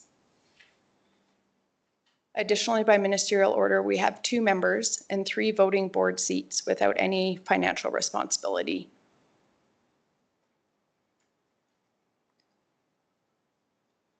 Partnerships are important. At the same time, so is fiscal responsibility. And while housing board requisitions may not be the primary driver in affordability or an investment decision, we must all be purposeful with every decision we make while focusing on efficient service delivery and growing Alberta's economy. With that, I will move motion 1, that council support the submission of a letter from the Reeve to the Honorable Jason Nixon, Minister of Seniors, Social and Community Services, urgently requesting a ministerial order to adjust Wheatland Housing Management Body's board representation so that it aligns proportionally with each member municipality's financial responsibility and for voting board member composition to reflect fiscal liability. This alignment will ensure fair and equitable governance that mirrors the financial contributions required from each municipality. I will open the floor to questions or discussion.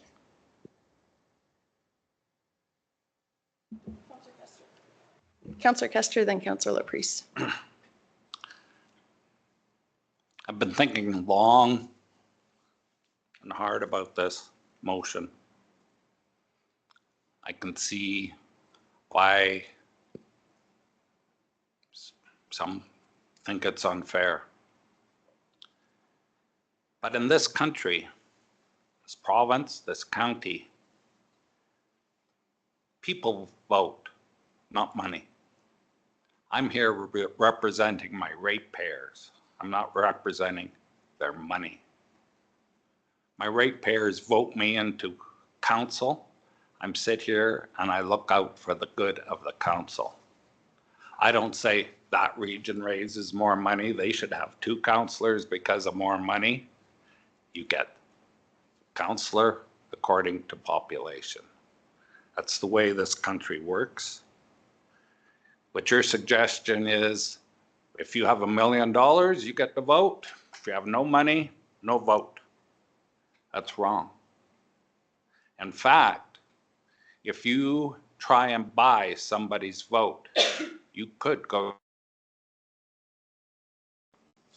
So I want to ask a question. Why do you think it's 3, 2, 1, 1, 1, 1 all the way down? Do you think it's because of the money that went into the requisition? Is that what's driving it? And one correction, the member at large has a board seat, but it can't vote on anything monetarily by direction of the government. So it doesn't get to vote in anything involving money. So a couple of years ago, Wheatland Lodge celebrated 60 years. So I figured, about 1960, they started talking about the board and making and building a lodge. So I went back to 1960 and I looked up the population of the area. So I was surprised. You can look up quite a few. Anyway, the population of Wheatland County was 5,582. Hazar was 203. Standard was 303. Rocky Ford was 261.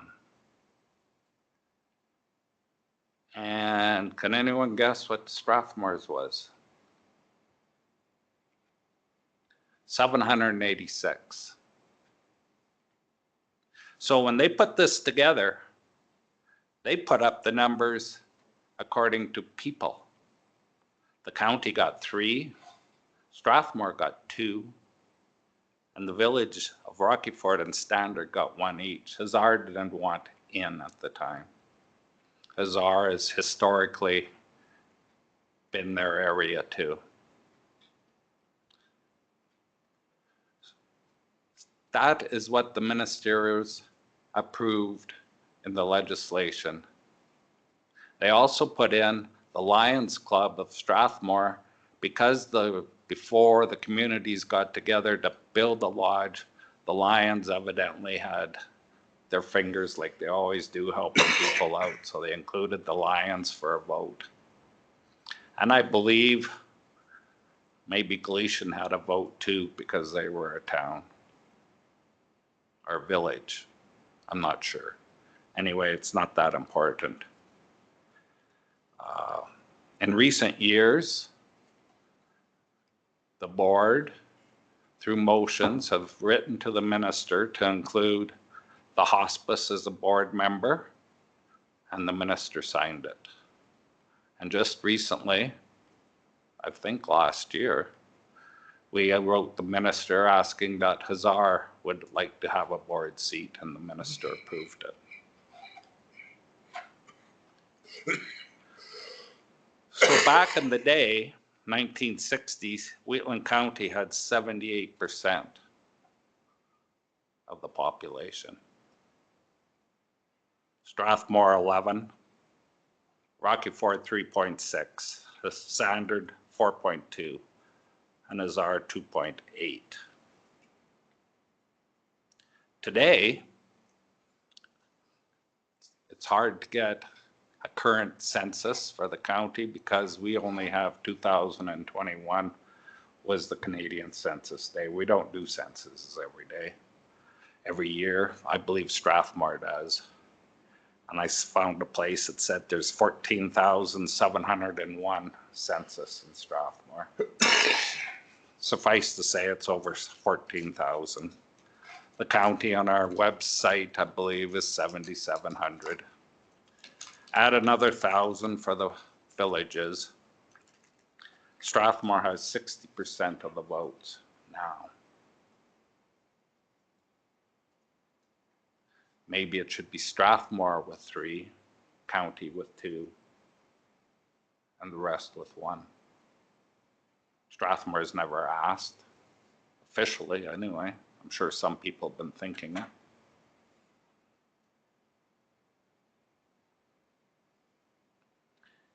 You don't vote with money.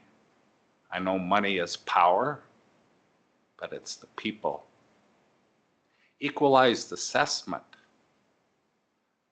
When you understand it, I mean truly understand it, you take anything in the county, any piece of property, any business. Outside of Strathmore, it's probably assessed by the same assessor. Our assessor does contract work for the villages. It's assessed and it's taxed in that municipality. So the requisition from Wheatland Housing, if that business tire shop is in the county, or if it's in Hazar or Rocky Ford or Strathmore, pays about the same amount of tax or requisition for the housing body. So just a point of order, that's not accurate. That's not accurate. That's not how equalized assessment works. I know how equalized assessment works. I said when you understand it and fully comprehend it, it's a way of equalizing. Everybody pays the same. The only difference between if it's in Rocky Ford or Standard or the county is the difference in mill rates. Currently, the county's at about 2.6% more than the residential rate. The other municipalities, I don't know what they are, but they are different because they can't be the same. It just wouldn't work out.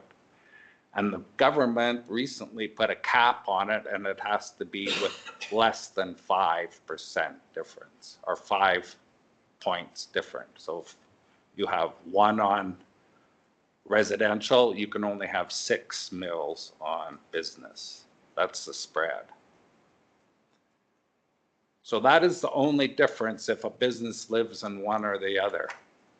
Otherwise, the business pays tax.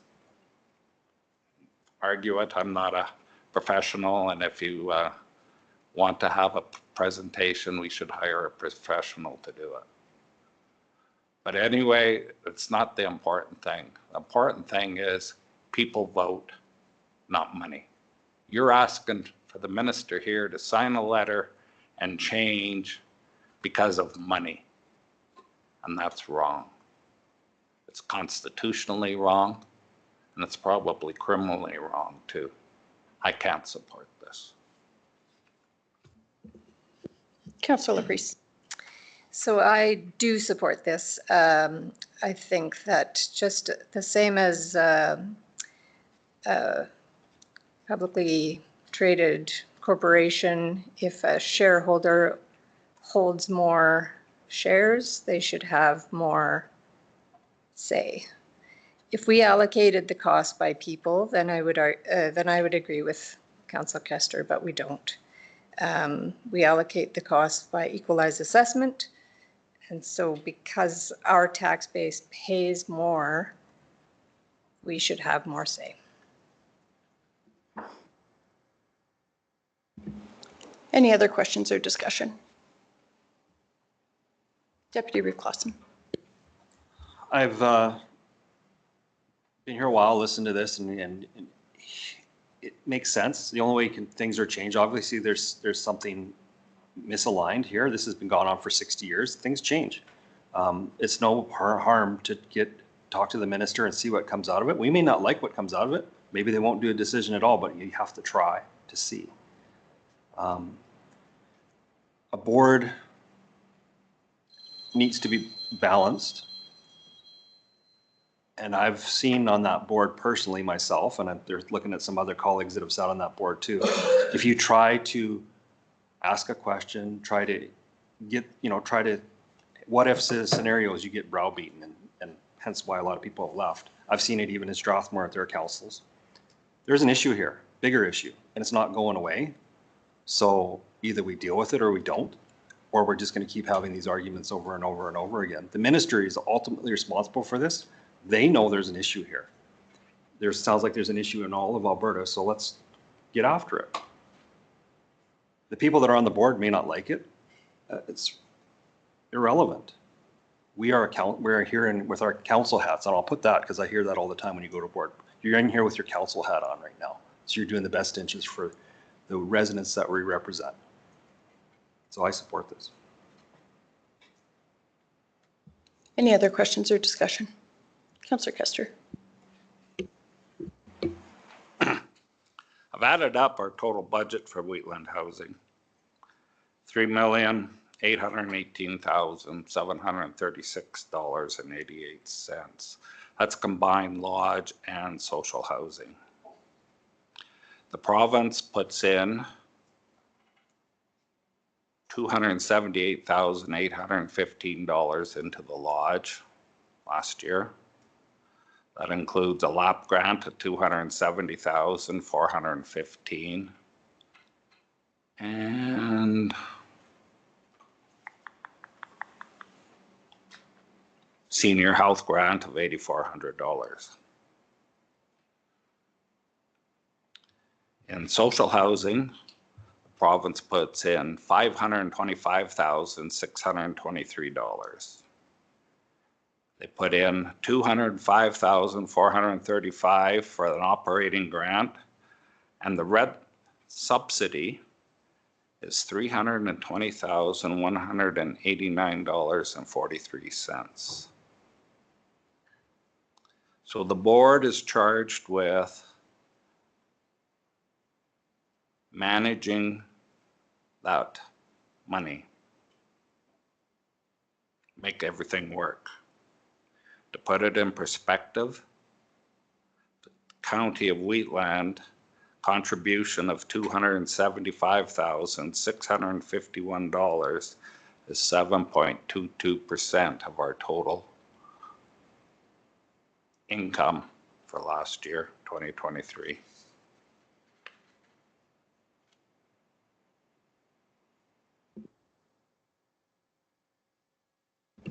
Any other questions or discussion? I agree with Scott. I don't think it would be harmful to send this off and have them review it. And maybe there's other comments. And like you say, there's some worse off than us that are on this. But there's also the issue of not having an elected official voting on certain things, like they would never know that we have $25 million on next year's budget going towards roads and bridges. I mean, that's a big impact to us. It would just be a better understanding if they, anyway, and you're, like I said, they might not do anything, but I don't see anything wrong with sending a letter. Any other questions or discussion? Councillor Larison. So this will be the first of one of many letters sent to Minister Nixon. I know I've been told by ministers in the provincial government in one-on-one meetings what they think of this council. So I would ask, what has been the Councillor response Larison, to previous letters? Do you want to elaborate on that, please? Huh? Would you like to elaborate on that, please? No, I wouldn't. You didn't. Well, you're indicating. You indicated the same thing. I've spoken with other councils have indicated concerns about housing management body boards. You're indicating ministers have expressed Yes. concerns with our council. Yes. Please share. No. I want to know what Minister Nixon's response to the other letters have been. You'll find those in previous council packages. And I believe also on our website, there's a large compendium of correspondence between Wheatland County, the housing management body, the minister. I believe the minister's responses are included on that website. And if not, perhaps administration could include them. But they have been in council packages. So from memory, the minister did indicate he was had received the correspondence that there would be, there was a sort of status quo operational review that was overdue. I think that's just a very typical review, and that there would be further follow-up since that, or following that. I don't believe we have received any follow-up correspondence from the minister. So like I said earlier, it might be prudent for council to contemplate further follow-up now that that's been completed with the ministry. But that should probably be outside of this discussion regarding these motions. This is specifically regarding the proportional representation and financial liability. Any other questions or discussion regarding the motion on the floor? I will be supporting this.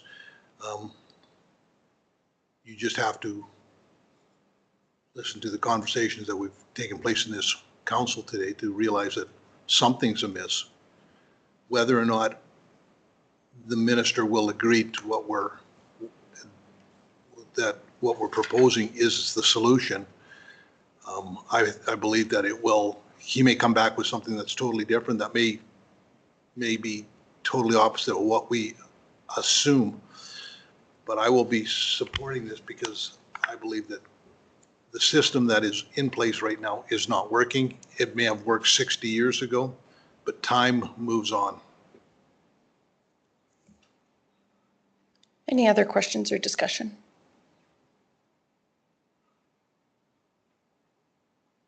I'll call the question. Certainly. Just one moment for the recorded vote, please. Administration is just asking for a moment, I think, to set up the recorded vote.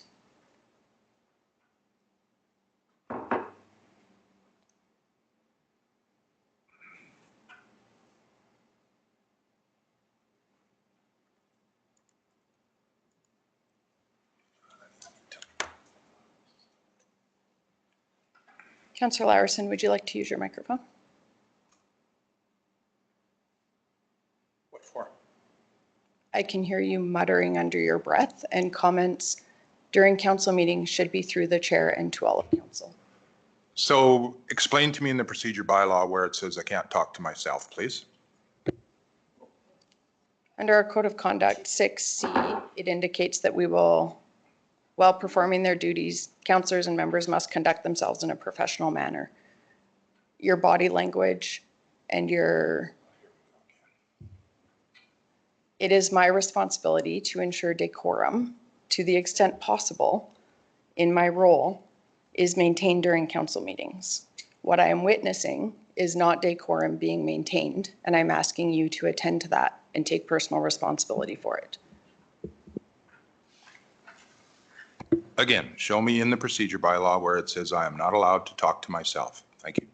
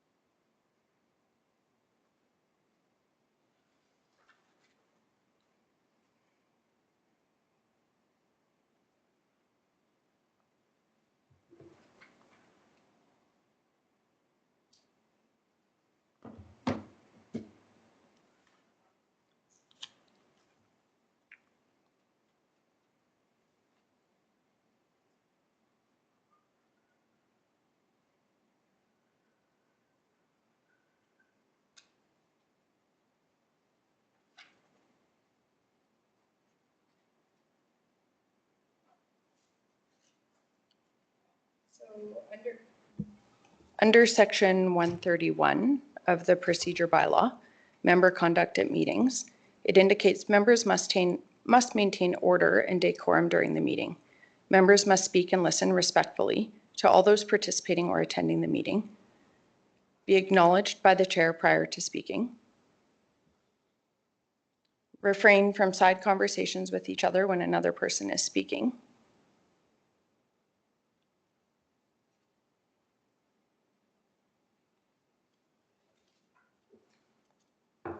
and comments should be made through the chair. So I guess it doesn't explicitly indicate that you shouldn't be talking to yourself. I think it's just we are responsible for self-governing our behavior during council meetings, and I think the key thing we want to focus on is conducting ourselves in a professional manner, regardless of when debate gets heated. That's part of our job, is heated debate, and we need to continue to maintain that decorum. Deputy Reeve Clausen. I can't believe we have to talk about this. It's like kindergarten, but yeah, I find it disturbing. I sit here and I can hear it clear as day. Maybe you have hearing aids and you can't. I don't know, but I can hear it. It's disturbing. It's not respectful of everybody here. You may not like the conversations that are being had in the room, but you are elected to be in a position, and you win, you lose, you draw, you move on. It's not personal. It's not anything like that. This is the job. So it's hard enough to do. There's been a lot of heated meetings in this time. I think debate is always good. That's what we're here for. I'm not here to be a bobblehead and just agree with everybody. I'm here to and I heard that, by the way. So that kind of stuff can stop. It's just ridiculous. Again, there's nothing in the procedure bylaw that says I cannot talk to myself. Well, then do it in a level that I can't hear it, please, sir. Councillor Kester. Just to provide a little levity from somebody who's much more caring and smarter than me, my grandma used to say, it's okay to talk to yourself. Just don't say what. In other words, pay attention to what you're saying. And I think that's the issue. At times there has been unparliamentary language and inappropriate comments, and certainly comments that are not supportive of decisions of council, and we all have that responsibility. So I would just ask that we all be mindful of that, and if comments can be recognized by the chair and through the chair, please.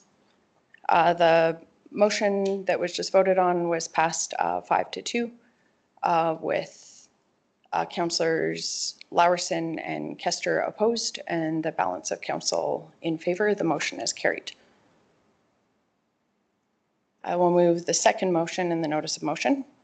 The council direct administration to draft a resolution for council consideration and subsequent submission to the spring 2025 RMA convention through the district process, requesting that the government of Alberta amend the governance structure by ministerial order of housing management boards across the province to ensure municipal representation aligns with financial contributions. Further, to include a request that the Government of Alberta amend the Alberta Housing Act, Revised Statutes of Alberta 2000, Chapter A25, to ensure equitable representation on housing management body boards. Further, to request that the Government of Alberta amend the Management Body Operation and Administration Regulation, Alberta Regulation 243/1994, known as the MBOR, to address the situation created by Section 23, Limits on Reserve Funds Lodge Accommodation. And I'll open the floor to questions and discussion. Councillor Eichert. And I'll ask for a recorded vote.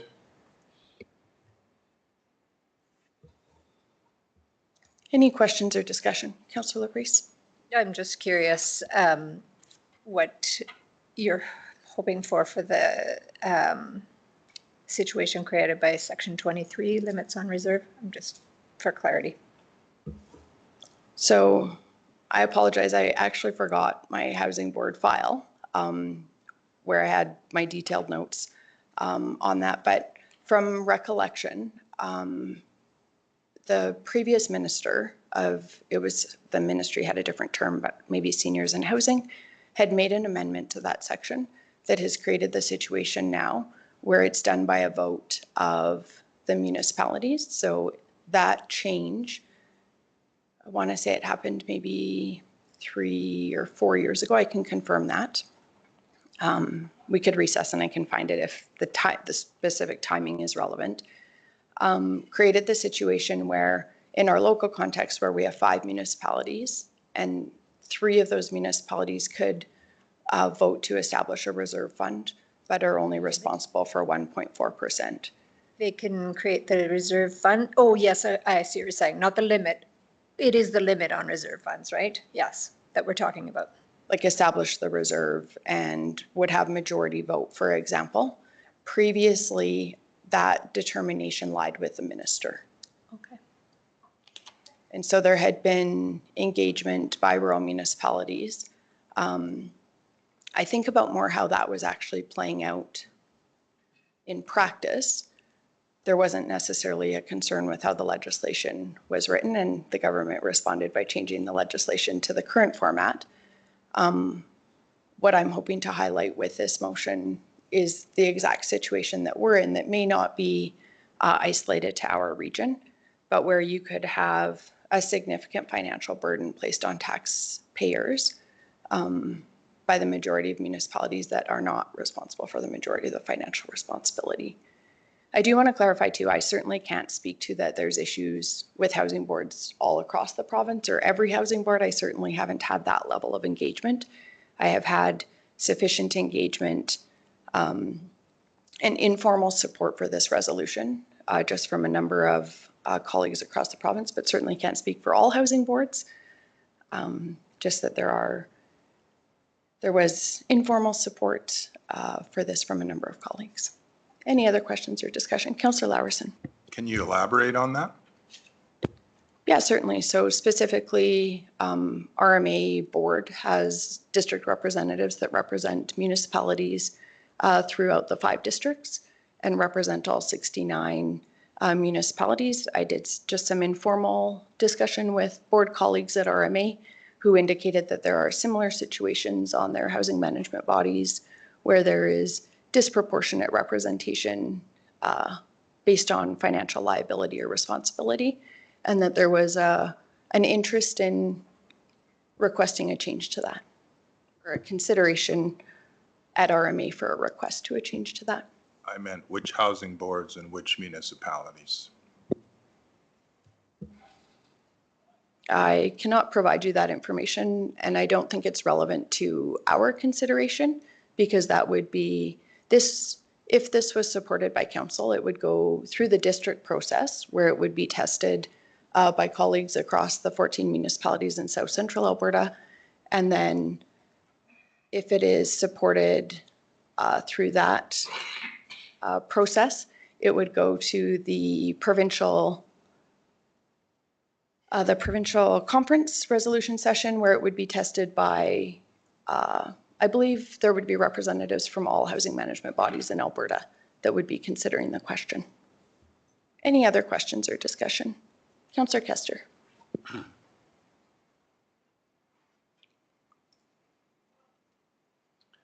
First year I was on council, I made a motion at the RMA, no, A and D and C. Much similar to what you're proposing. It got a lot of support. Nothing happened. So that's was my mindset when I first got on. County's putting in way too much money. But as the years go by, and I begin to appreciate and understand equalized assessment and what it's capable of and what it does, I began to see the thinking, I'll even say the wisdom of using equalized assessment. And it spreads the liability as evenly as it can across different municipalities.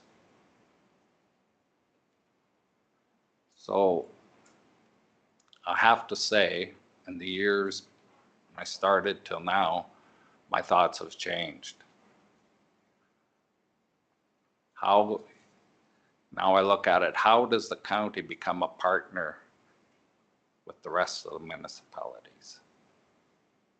You say a little municipality's got a vote to put debt on Wheatland County. But you have to realize that that vote they're making that puts debt on Wheatland County indebts their own municipality.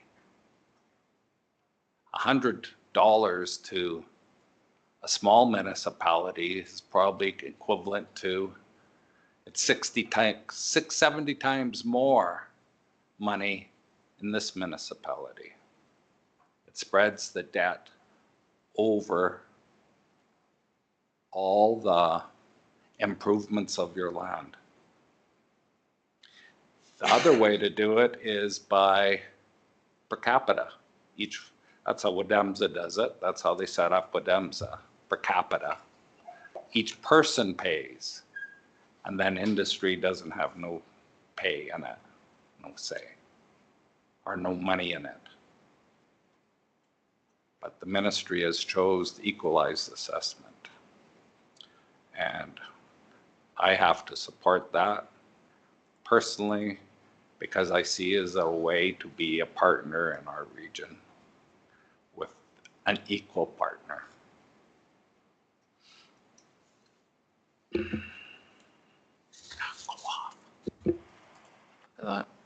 Any other questions or discussion?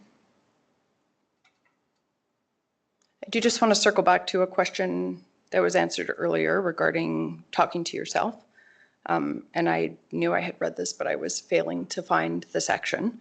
Meeting proceedings under section 111 says all proceedings during a meeting must be directed through the chair, including presentations, questions, responses, and debate. So I think that would be a clear indication that if you're going to respond to debate during a council meeting, that should be directed through the chair. We should be using our microphones so that everybody can hear. The premise of that is really fairness of information. So if we're not using our microphones, there's a chance that an individual next to you or somebody who has better hearing in the room might hear a comment, and not everybody in the room might hear a comment. It's also challenging for me to rule on points of order or potential concerns with behavior if I can't hear a comment, if there's unparliamentary language used. But at times we have had other people hear that language. And so that's part of the rationale for why it needs to be directed through the chair. Section 112 says no member or participant in a meeting may speak until they are recognized by the chair, unless they are attempting to gain the attention of the chair, in which case they must do so in the least disruptive way possible. So there is explicit indications in our procedure bylaw, which we have all reviewed and affirmed through approval of the bylaw, and has been council supported, that those are the procedures we would use. It's really just around maintaining decorum and good, strong debate, and equal access to information in considering decisions. Any other questions or discussion on the motion? I just have a comment, not more of a question, but I do believe, I don't think there's very many municipalities that don't have a housing management problem or have a housing problem. I think we've sent forward quite a few resolutions to open up the eyes of the province to figure out some of these problems, you know, from downloading expenses of engineering, lawyers, but what they're asking for of the province, of the municipalities, how much money it's costing. This is just another thing that I really think the province needs to look at housing and figure out how municipalities can get through this next decade, actually. Thanks. Yeah, good points about the broader context of the downloading and responsibility and jurisdiction for housing, absolutely. Any other questions or discussion?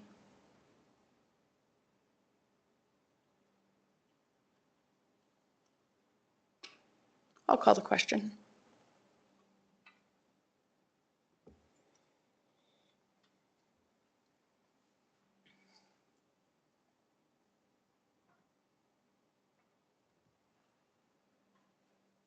Comment off the side. I won't talk to myself. Sure, let me just call the vote is up. The motion is carried with Reeve Link, Councillor Eichert, Councillor Laprise, Councillor Bigger in favor, and Councillors Laursen and Kester against. Motion is carried. Oh, and Deputy Reeve Clausen in favor. Councillor Kester? There has been, over the years, disagreements between inside of counties, and the government has dealt with some by the word amalgamation. Look that up in the legislation. And that's all I'll say. There's been municipalities amalgamated because they couldn't get along. What would happen here? You'd be amalgamated, be one government instead of 5. Guess where the votes are. We'll move to agenda item 7.2. Deputy Reeve Clausen. Thank you. Nothing contentious in my report. It's on page 77. We do want to highlight the Lakes of Muirfield HOA AGM. I attend that every year. From the first time, I think when I first got elected, I went there with Reeve Kester at the time, and it was quite an eye-opening experience. And and now to where we actually have quite a bit of involvement in the community. People definitely are very supportive and positive feedback to the county and the efforts that we have.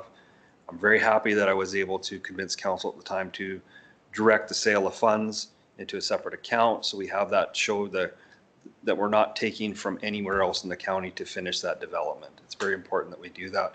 That was direct funds taken from there, reinvested back into there. Do thank Councillor Eichert came as well, and we had many staff at attendance as well. It was, like I said, it was a very positive thing to hear from the residents of the area that they're happy with the county and what we provide to that area. Moving down, I just want to update on energy from waste. We had an RFD that went on November 29th, and it did pass, and I'll read it to you. So recommendations that the Special Executive Committee recommended to the SEWA board that Global Green be the primary candidate to serve the needs of all members.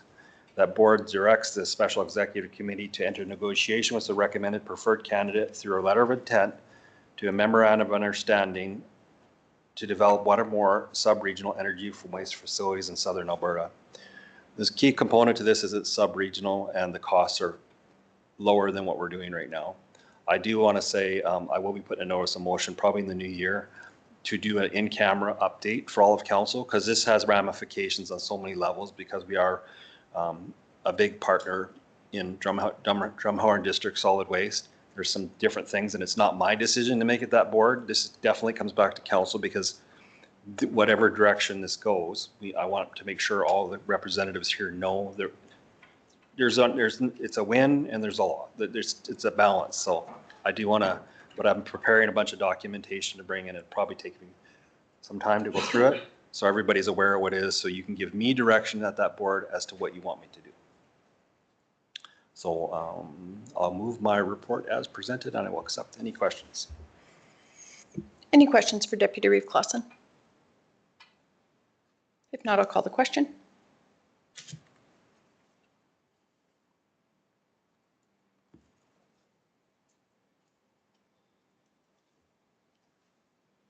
Motion is carried, and we look forward to that continued conversation around SEWA, and thank you for the update.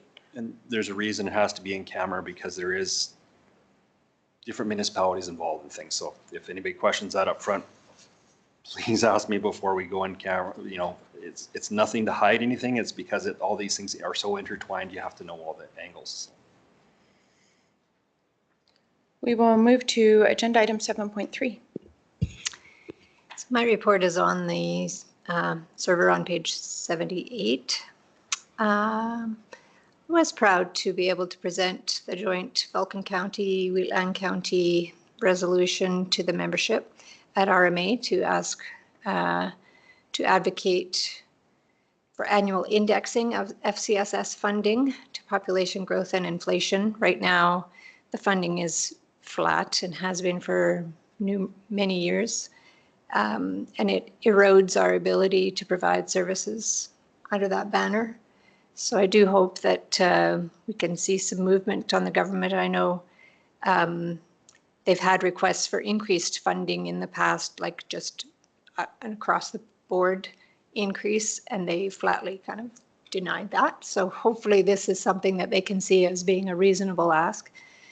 So we'll wait to see that. I did forget to put in my report that I attended the Remembrance Day ceremony and spoke at it and laid a wreath at Gleason community. Their community association does an amazing job of having a really lovely Remembrance Day ceremony, and so just really wanted to thank them for all their efforts in doing that. It was a really lovely ceremony.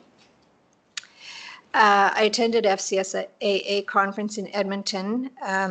They have developed a new community impact tool that will be rolling out soon. They're having FCS organizations populate it with data about the kinds of programs that they offer, so that there can be some transparency about what services are offered, what is the impact to the community.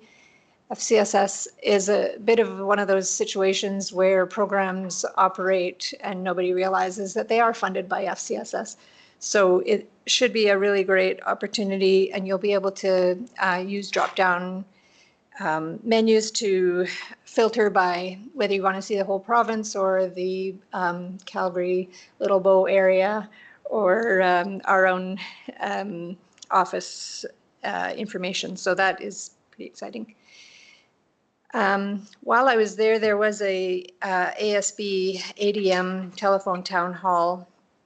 And out of the many things that were discussed, one of them was the issue of BC 293, which has been passed by the federal government, but is at the Senate for that sober second thought, so they call it. This is a bill that is intended to deal with pandemic prevention and preparedness, but it has some questionable language about agriculture practices within it. Things like having the ability to regulate commercial activities that can help reduce pandemic risk, including industrial animal agriculture, and things like promoting alternative proteins. And I honestly think that's a pretty far overreach of the federal government into a primary industry in the prairies and in Alberta. So I think following this report, I might bring a motion to council to debate whether we want to send a letter to the Senate and to interested parties to address that. And also I attended our WFCSS meeting following submission of this report. So I just wanted to let you know so number one, we have a new board chair, and that is Coralie Schindel from Village of Hazar. So nice to see some sort of transition of that role. It's always good for boards to have different people step forward for that. So I fully support that, and I'm glad that she did that. We are having very difficult discussions about the 2025 budget and how we're going to allocate our limited funds to the various agencies that depend on us for funding, as well as to support the direct services that we provide. So that is a difficulty that we are certainly having, and hence the resolution at RMA. We are very grateful to Wheatland County for the lease agreement, and that will, our CAO at FCSS was always a little stressed about her situation there. So this helps her very much be confident that she's got a long-term agreement there. And then lastly, I just wanted to say that at the FCSAA conference, we learned that FCSS staff should not be using FCSS dollars for participating in ESS, emergency social services activities. It was suggested that the time to participate in training and any service provision for this should be billed back to municipalities. So I think Crystal was going to reach out to CAO Henderson just to see how that could be facilitated. But just I don't think that was an awareness previously, but this is something that was brought forward by FCSAA. So.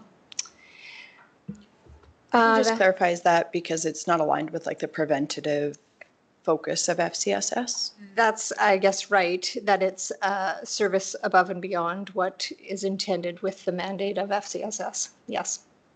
Yes. So with that, I'll move my report as presented. If there's any questions, though, I'd be happy to answer. Any questions for Councillor Laprise? I'll call the question.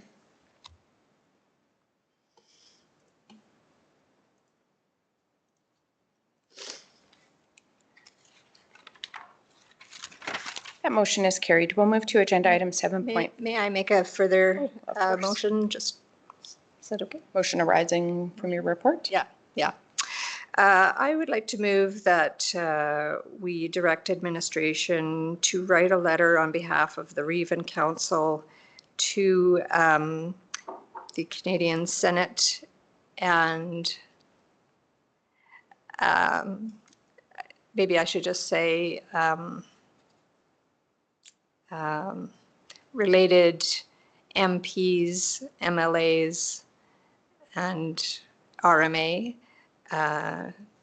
regarding Bill C-293 and our desire to have clearer language, or yeah, I don't know how to say that. To express our concern with the wording of the bill. Do we want to specify outlining concerns regarding consequences for agriculture? Yes, let's say that. Should have written a motion down first. No, it is an important issue. Councillor Kester. I think this would be a good topic for Ag Service Board too. We have a couple members at large.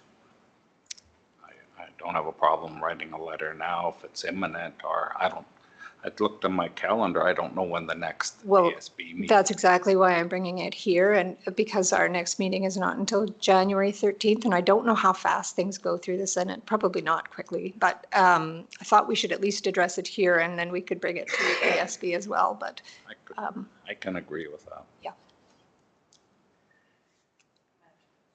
Okay, let's have a look.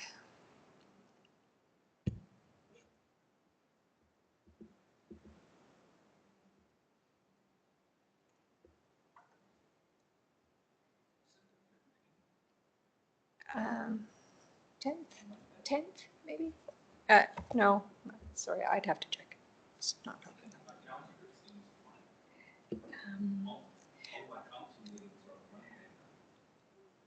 Regarding language of the bill and how it pertains to agriculture, how about that?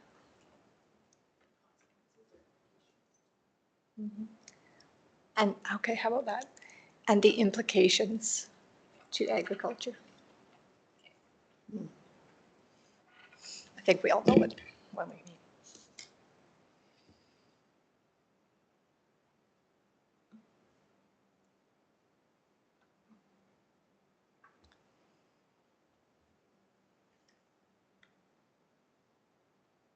That sounds good. Thank you. We have the motion before us on our screens. Does anybody have any questions or discussion? I'll call the question.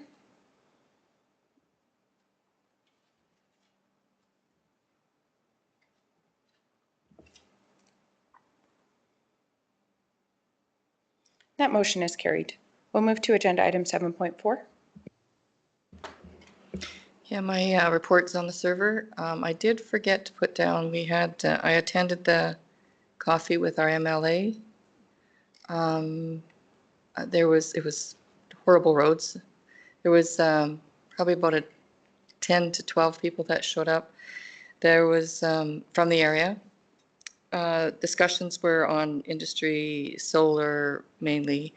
Other points, one of the other things that were brought up was the same topic that we brought up with transportation was the Highway 24 from 817 just past Carsland, how busy it is, and she was going to look into what can be done about that. And that was just left with her. Other than that, I'd move that my report be accepted. Thank you, Councillor Bigger. Any questions regarding the report? I'll call the question.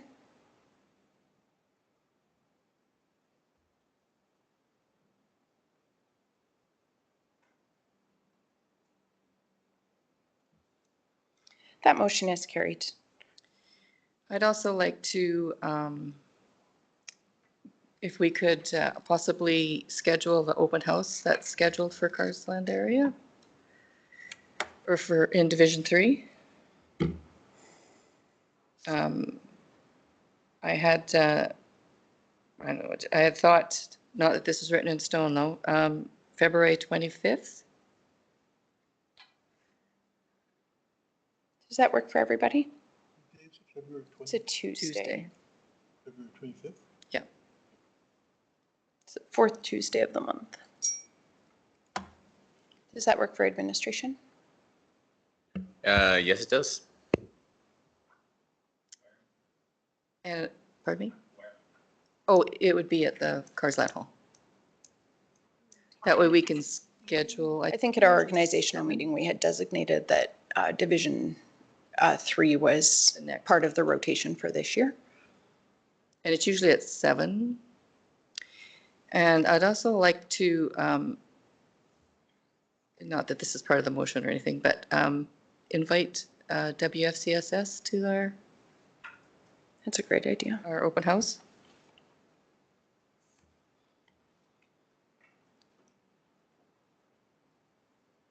So if we could just have a motion directing administration to schedule and facilitate an open house in Division 3 for February 25th. I'll move that we schedule our open house for February 25th in Division 3.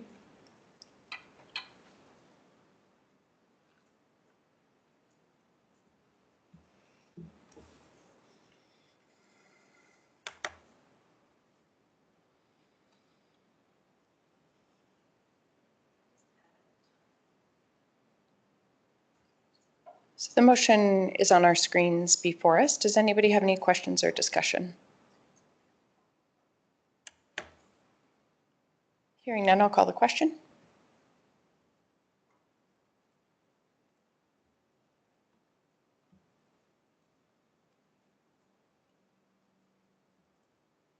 That motion is carried. We'll move to agenda item 7.5. My report is on the server in front of you. Just a couple things. Really like RMA. The more I go to it, I realize that the access to the ministers is very important.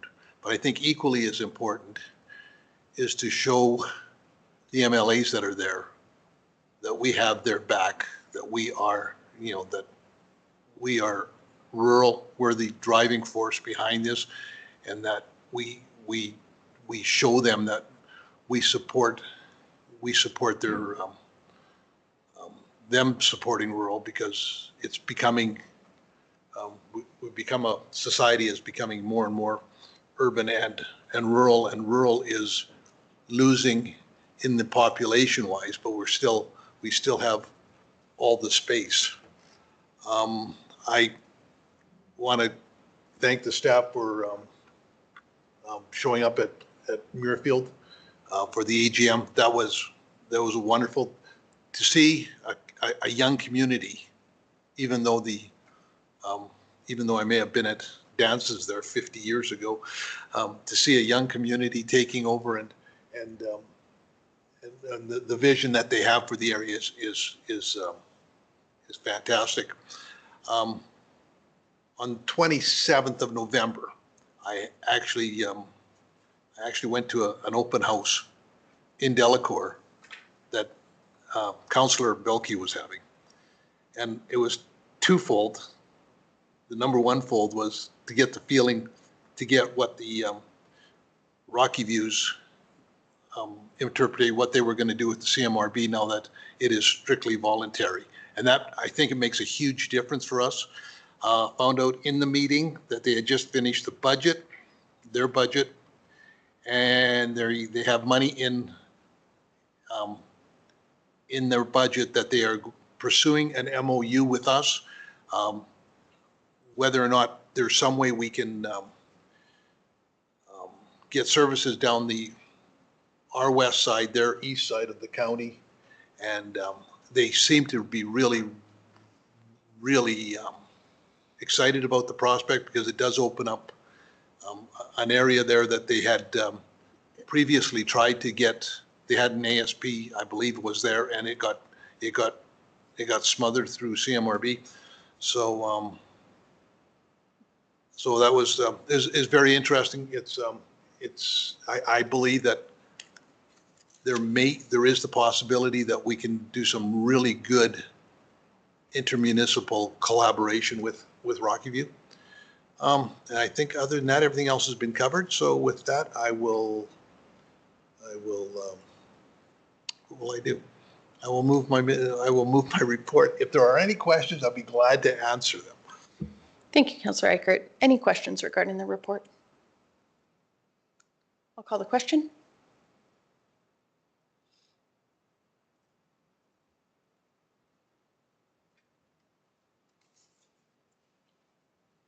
That motion is carried. We'll move to 7.51. Councillor Eichert. Part of the part of the meetings that I had a chance to briefly talk to the Minister of Agriculture on on-farm slaughter, and that it was intimated that they are opening it up to redo it because there's a lot of things wrong with it. I understand their intention. Their intention was, I believe, that if it's raised on the farm, you should be able to slaughter that animal and you should be able to sell the meat from that animal because you've known that animal from the day it hit the ground. And that makes perfect sense to me. The problem is when you start, in my mind, when you start allowing on-farm slaughter and allow a person to also have a livestock dealer's license, I believe that's where you start running into real problems, because now you can start, if you're less than ethical, you could actually be taking animals from an auction house that some farmer has sent there because he's not willing to slaughter it on his own farm because he may be questioning it. And this meat can get into the market without having any federal inspections on it. So I'm trying to figure out a way to, if this on-farm slaughter act is being reopened to be that I'd like us to be involved in the process. And I don't know the proper way to go about it because I don't know if it is going to be reopened. I can see nothing but problems with it. The more I read it, the more I realize that it is really it's a badly worded piece of policy. And I think they have to change it, but I don't know how we go out, like how do we address the province and say, look, if we're going to do this, if you are going to do this, we need to be involved in the processing, or that we need to be involved in the process to do this. I mean, just the first one is they allow these on-farm slaughter licenses and they give them out, and then the county gets involved, and that's all backwards. It has to be the other way around, that this is what we're going to do, and this is, so I don't know. I'm looking for council suggestion on how do we need to have input in this. So I suspect if they're going to open up the legislation that they will open up engagement and give members of the public, potentially municipalities, an opportunity to engage. What I might recommend is that if you could work with Councillor Laprise, and because it hasn't opened yet, like the actual formal engagement, we have a little bit of time. We have an ASB meeting scheduled for January 15th. I realize with the holiday period, that's still a rather tight timeline, but perhaps our agricultural administrative team could work with you to draft some sort of RFD for ASB's consideration, and then ASB could determine whether they feel they are the best body to engage directly, whether they would like to engage with that insight of our members at large, or whether they would like to ask, provide feedback and ask council to engage. Perhaps we could start with a letter to Minister Sigurdsson, just indicating that as a municipality, here's where we intersect with the provincial jurisdiction on this matter, and we would like to be formally engaged when the legislation is being reviewed.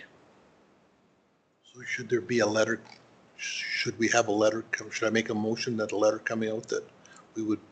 I think you could probably just direct our administration to work with our agricultural services team to draft it. Like if council wants to go in this direction, to draft an RFD to go to ASB first to consider this. Well, I don't think we need to make a motion that I can just take this to. Well, I think we could direct administration to bring it to ASB, and then we're moving it forward.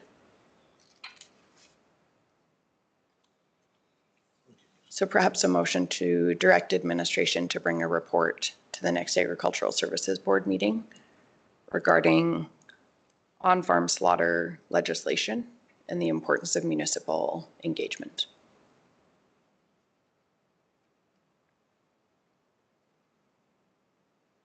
So it may start just with the request to be engaged, and then that would open it up for our colleagues, specifically across rural Alberta. I'm not sure that our urban counterparts intersect with this very frequently, but I imagine there would be extensive engagement with producer groups and that type of thing, but there is that municipal jurisdiction at play too.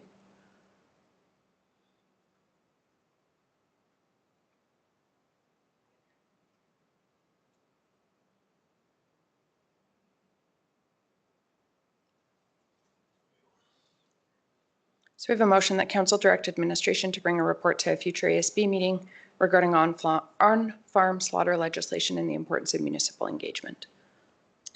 Perfect. So at least that gets it moving. Yes. Any questions or discussion on the motion? I'll call the question.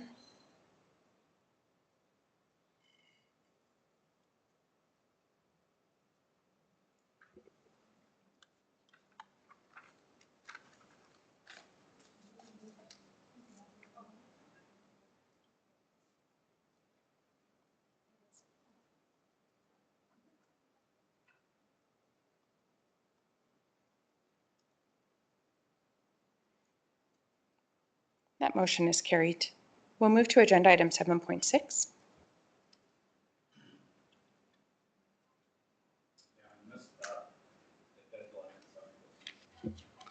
I missed the deadline, sorry about that.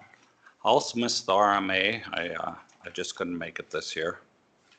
On November 11th, I attended the Remembrance Day service at Rocky Ford and laid a wreath there at the cenotaph at their service. On November the 12th, I attended council. And I got November the 5th there. Probably was November the 5th. I met with the lawyer for those reserves I talked about on behalf of the Housing Board. 15th, I had to sign checks in at the lodge for they signed every 2 weeks. On the 19th, I attended the MPC.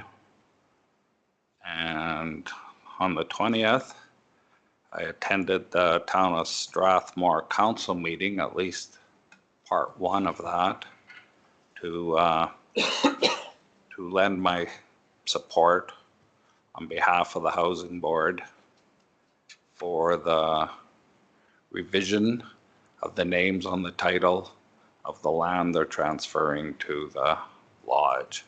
There was a previous motion that it be transferred to the lodge, and that meeting was to amend that motion to include Wheatland and Area Hospice Society, and it passed. And it's continuing through the legal thing. On 26th, I attended Committee of the Whole. And on the 29th, I attended the Drew Gregory thing. That's the wrap up for Farming for Hospice. Another very successful year for the fundraising at hospice. I don't know what the final count is, but it was 500 and some acres sold that I know of. We're shooting for 640 by year end. So if you so inclined, you can get on the website and donate some money to that worthy cause. On November the 21st, Wheatland Housing Management Body had their organizational meeting. I was chosen to be chair, and Leah Smith was the vice chair. We discussed Wheatland Housing's member at large, and it was decided that we need to fill that position because it's a ministerial order. We are going to advertise in the paper and on the website. You have to go to the website to get the criteria and how to respond and stuff. It'll be on the Wheatland Housing website. And maybe a possible appointment in the January meeting. We'll see how things work out, how many people apply. And this addresses the ministerial order, and it is also a requirement for board, not compliance, but competent type boards. The minister wants a competent board, not necessary. I don't know where the minister is going with that, but we've been working very hard to fill in that legislation. At the meeting, we decided our strategic plan. We'll review it after we have a full board member complement. We have a new board member from the county, and we'll have a new member at large. So we decided we'd wait for them. already talked about the reserve funds and the lawyer. CMHC has granted the Housing Board seed money of $150,000. This money has to be spent by December 31st. And the board has decided to move ahead with the development permit, and we'll spend as much of it we can before the end of the year. I think it's pretty well gone, but I'll wait for M3 to document it for us.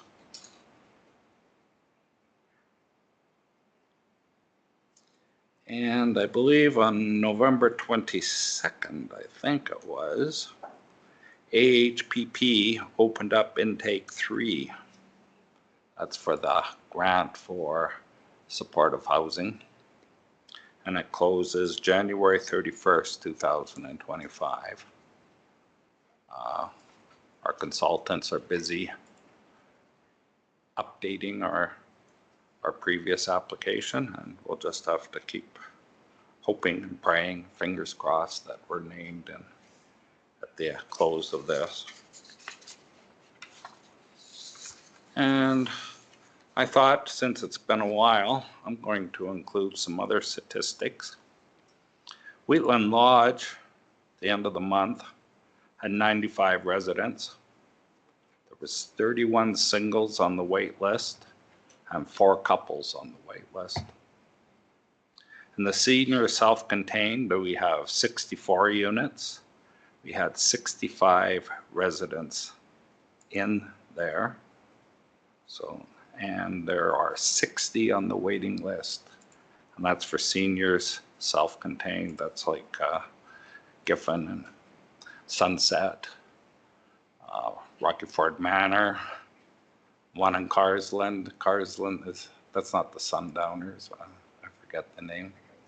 Yeah, there's one in Standard, one in Galician. So there's 60 on that waiting list. In community housing, we have 20 units. We're housing currently 19 families. These 19 families, there's 20 adults and 44 children. And 2 on the waiting list. I don't know if it's families, singles, couple on the waiting list, just 2 on the waiting list. And for rent assistance, there's 56 active participants receiving monthly rent assistance, and there's 49 on the wait list.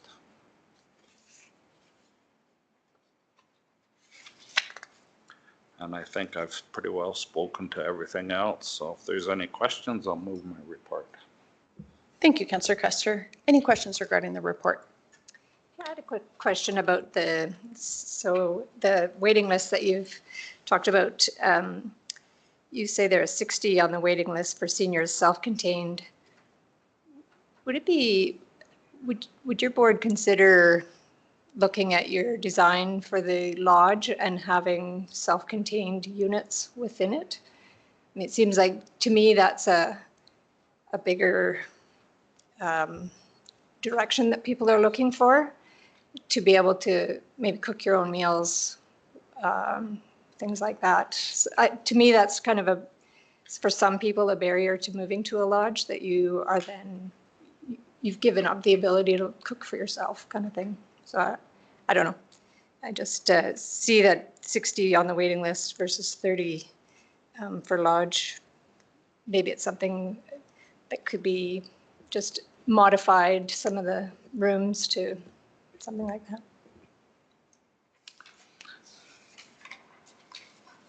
I mirror your feelings. Early on in the process, we thought we could devote a whole floor to senior self-contained. And going through the budget and being there was no help from the provincial government to fund it, the municipalities had to fund the whole shot. And we did not think there'd be any flavor for the municipalities to fund. We're looking at, I don't know what a suite, I can't remember, $500,000 a suite. We thought we could get in 7, 8 of them, 10 maybe. Then we'd rent them out. But was too risky. Some of the other foundations did that, and they were doing life leases, and the market is kind of turned on life leases now. They didn't recommend. I don't know if anyone's familiar with a life lease, but what the housing bodies were doing, and we thought of it, is, oh, you want to have a suite there, you pay for it, and we'll build it for you, and then it's yours. And we'll charge you a monthly condo fee. So we use the money we take in to build the apartment. They want to sell it. We have no money to give them for the apartment. So we have to sell it again. And some management bodies are running into problems reselling them. Depreciation, whatnot. I don't know what the agreements were, but they don't do it. So we took their advice plus their initial upfront costs, plus the upfront costs for the lodge. And board said, no, it was too much. It has been thought about. There is a dire need. And it was also pointed out to us when the lodge opens, there'll be seniors moving in. For every senior that comes to us that isn't currently living in a lodge, it opens up their housing where they're living right now for the public to rent to or buy, depending on the situation. So yeah, good thought, but we couldn't swing it. Doesn't stop the county from building a little resort there on Eagle Lake. Oh, I don't think we want to be a developer, but I have heard comments from the public about like an interest in more self-contained housing, but the other factor that's been raised to me is that it's in community, so not having to move to a larger urban setting outside of the area. So I think that's where some of the value is seen in those senior self-contained units as well. I know some board members had looked at different models that are more focused on smaller self-contained or more communal living, but smaller in community. But I'm not sure that that's been contemplated by our housing board at this point. Any other questions regarding the report? Yeah, there's a piece of land, area structure plan at Muirfield for seniors. I believe it's self-contained, but it could be for care too. That was a previous owner's vision of what he wanted for the future.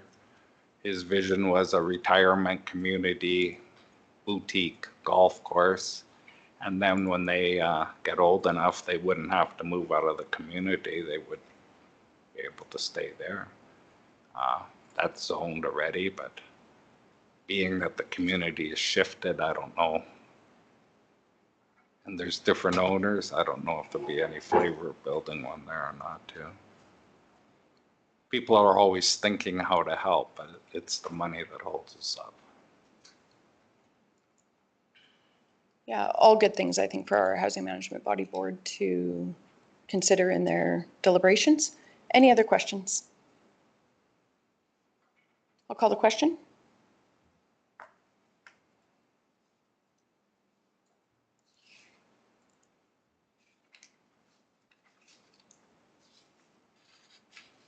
Motion is carried. Let's move to 7.7. My report was passed out. Everything's been talked about for the most part. November 11th, I laid a wreath in his R at the cenotaph.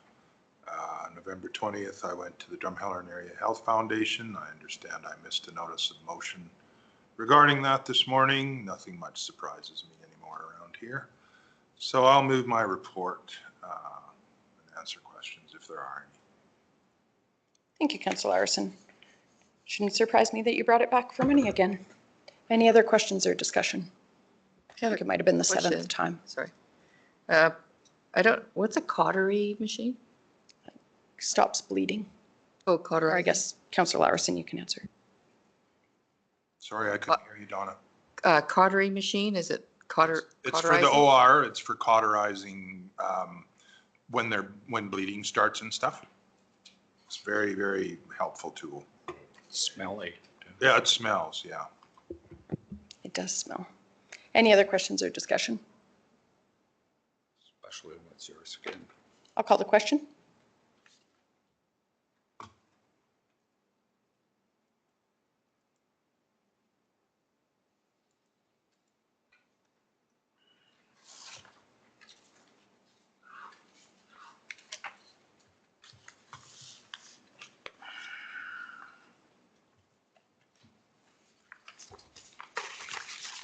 My computer just, oh, maybe it's going to come back to life.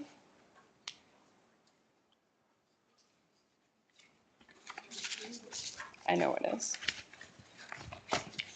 Give me 1 minute. Thinking about it. Your internet's much faster than mine is. Haven't had that problem.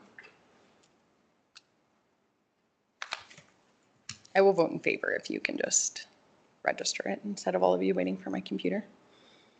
Motion is carried. Let's take a recess until 1 p.m. Actually, or 12:45. Are you guys okay? I got a phone call 12:45? to make. I'll try. Okay, let's shoot for 12:45. Thanks, everybody. Good afternoon, everybody. We'll call the meeting back to order. We'll resume our agenda at agenda item 8.11. Good afternoon, Council. Brian from Administration. On page 86 of your agenda package is the Chief Administrative Officer Monthly Report for November 2024. As highlighted in the report, all activities that the CAO undertook, and as well People Services. And as always, the resolution tracker starts on page 88. Anything in yellow is deemed ongoing. Anything in green is deemed complete. If there's any questions about my report, please let me know. Thank you. Any questions for CAO Henderson?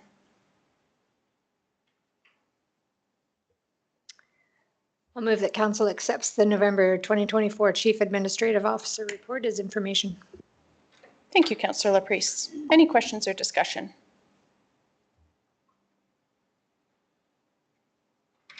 I'll call the question.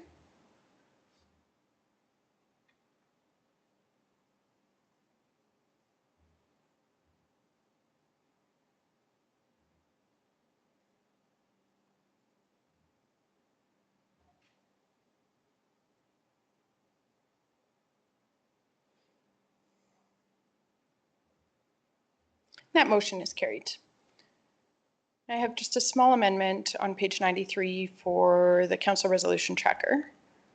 For CM 2024-1018, that report was brought to today's council meeting rather than November 12th, just so the records are correct.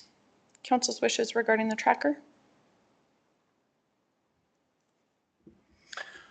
I'll move the council accepts the December 3rd, 2024 council resolution tracker as information. Thank you, Deputy Reeve Clausen. Any questions or discussion? I'll call the question.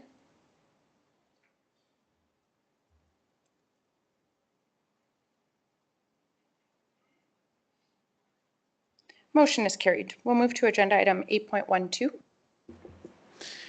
Yes, good afternoon, Council. Brian again from Administration. Page 96 of your agenda package is a request from Kneehill County for a letter of support for the Northern Regional Economic Development Grant.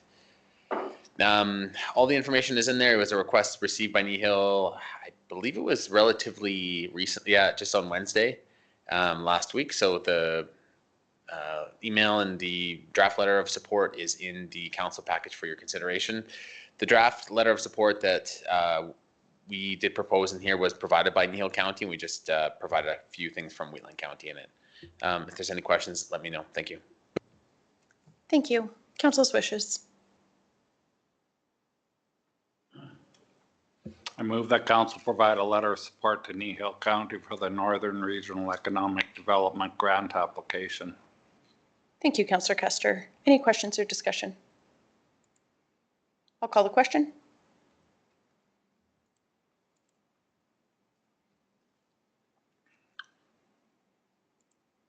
That motion is carried. We'll move to agenda item 8.13. Yes, Council, on page 101 of your agenda package is a Village of Hazard plowing request. So this was a request received from the Village of Hazard CIO, and that was received, I believe, on Wednesday of last week as well. On Thursday, we did send staff out there to evaluate the extent of the request and just make sure that everyone's on the same page. Administration did proceed, or Public Works crews did proceed to complete that work for the Village of Hazard, just with that heavy snow dump. It was difficult for their equipment to handle that amount of snow. So that work was completed on Friday. Just in general, it took about 5 hours to complete. Just based on our policies, we think it was about $705 of work. And administration just bring this forward to council to with a recommendation to provide this work as an in-kind donation to the Village of Hazard. If there's any questions about this report, please let me know. Thank you. Thank you. Council's wishes. Councillor Larson. I'll move that council direct administration to provide plowing assistance to the Village of Hazard and provide this service as in-kind with the final in-kind donation cost to be reported to council at a future council meeting. Thank you, Councillor Larson. Any questions or discussion? I'll call the question.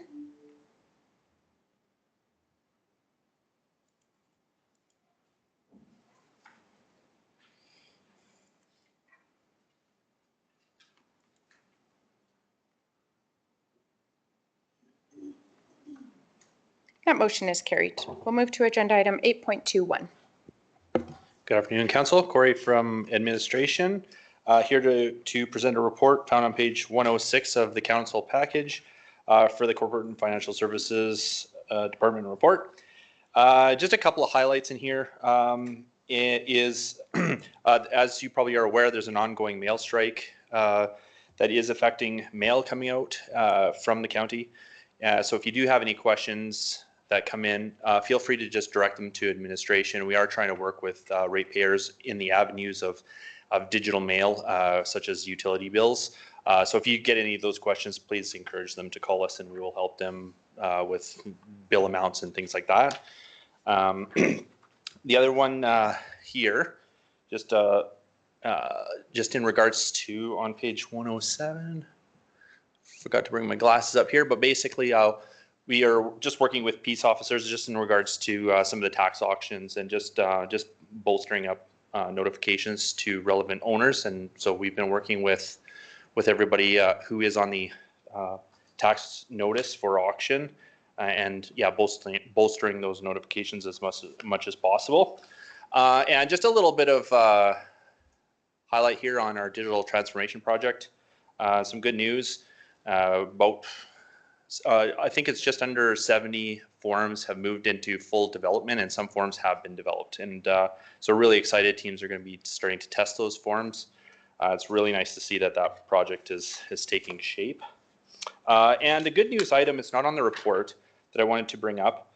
And that is we're expecting to receive approximately about $359,000 of additional revenue due to the 2003 tax holiday policy has come to a close, and so we're expecting to see that additional revenue in 2025 for pipelines and well taxes that holiday. So that concludes my report. I'm available for any questions you might have.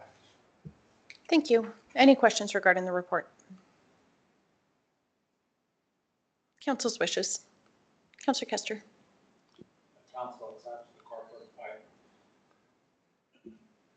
The complex accepts the corporate and financial services report for November 2024 as information. Thank you, Councillor Kester. Any questions or discussion?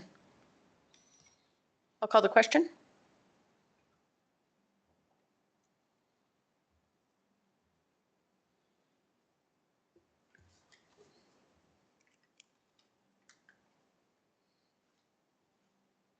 That motion is carried. We'll move to agenda item 8.22.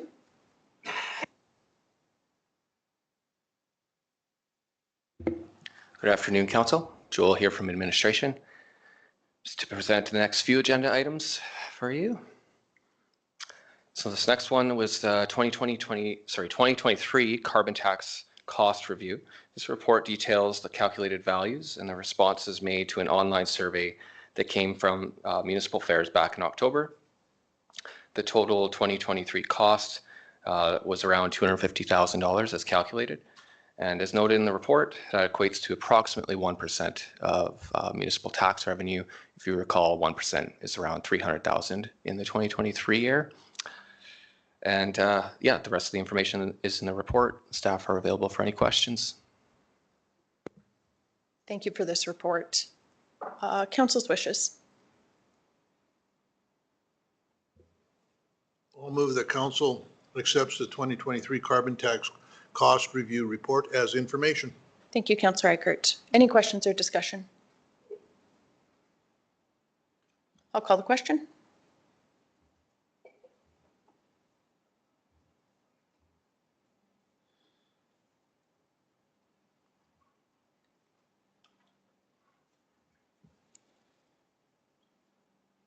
That motion is carried. We'll move to agenda item 8.23.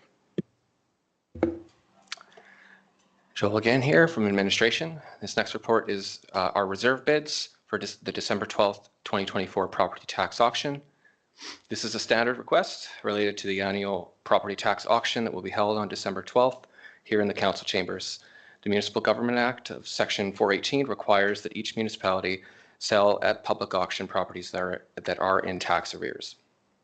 The required legislative steps for advertising the auction in the Alberta Gazette and local paper have been satisfied, and this resolution to affirm the reserve bids and conditions is the final step prior to the tax auction. Staff are available for any questions. Sorry, I should actually just point out another thing here. On the table, attachment A, since this was published, the final or last property on that, the one that has the 21,000, has actually paid, so. Excellent, thank you. Council's wishes.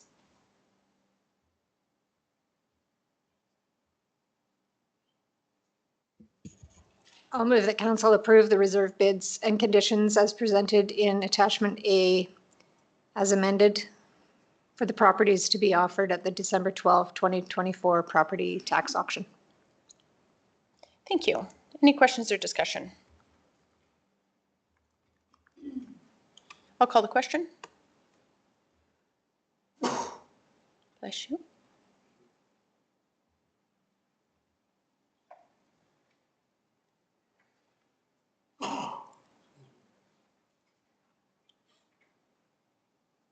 That motion is carried. We'll move to agenda item 8.24.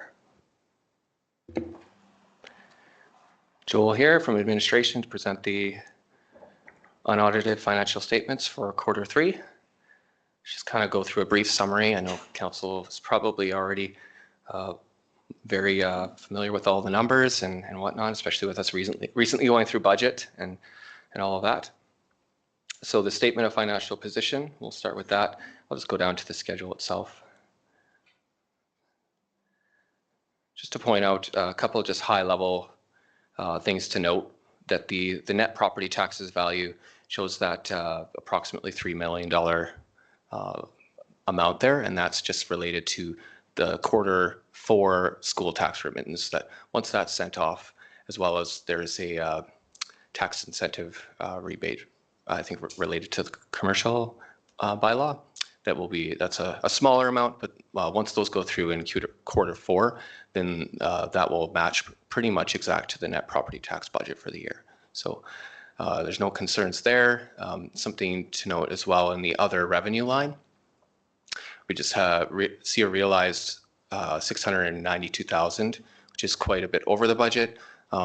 That's mainly just due to when we have our auctions for equipment and stuff like that. We don't budget for those year to year, but we do auction just older equipment and stuff like that. So when we get those gains from that, we show that in the other revenue, but then we also transfer those to the reserves, the equipment reserve, as per the policy.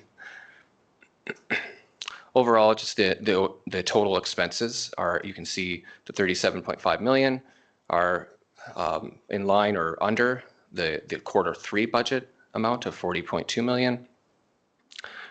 There's still some substantial amortization costs and whatnot that will hit in the fourth quarter. As I usually note, those are non-cash. They're just allocation of tangible capital assets across their life expectancy.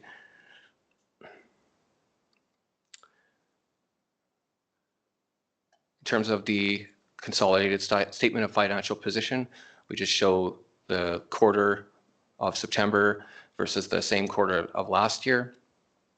The main things to highlight here are just the liabilities, the accounts payable. You can see it looks substantially higher. Again, that's just a timing difference, just having to do with when the province took the school taxes from our bank. They took it a little bit earlier last year, so this year it just kind of sits as a liability of September 30th, but they took that quickly in October. So, and then the only other large increase here is deferred revenue. We just have to classify grants and things like that as deferred revenue. It's a liability until those items are spent against the project it's designated for, or we designate it towards a specific project.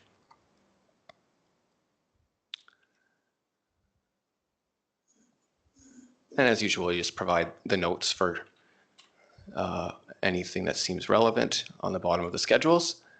In terms of the capital budget, the spending for the year for quarter three is about 13.8 million.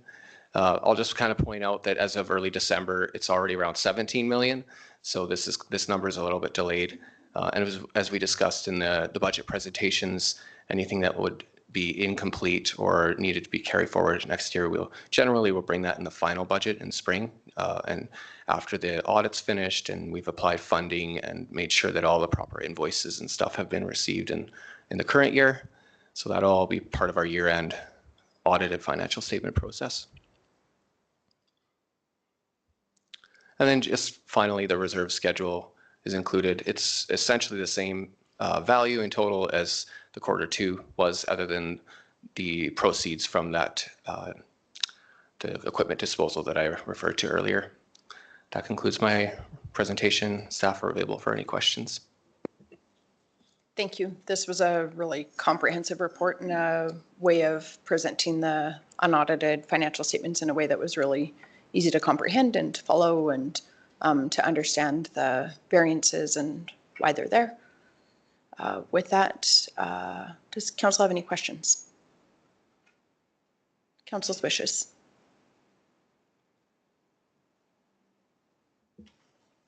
I'll move that council accepts the unaudited financial statements as of September 30th, 2024 as information. Thank you, Councillor Laprise. Any questions or discussion? I'll call the question.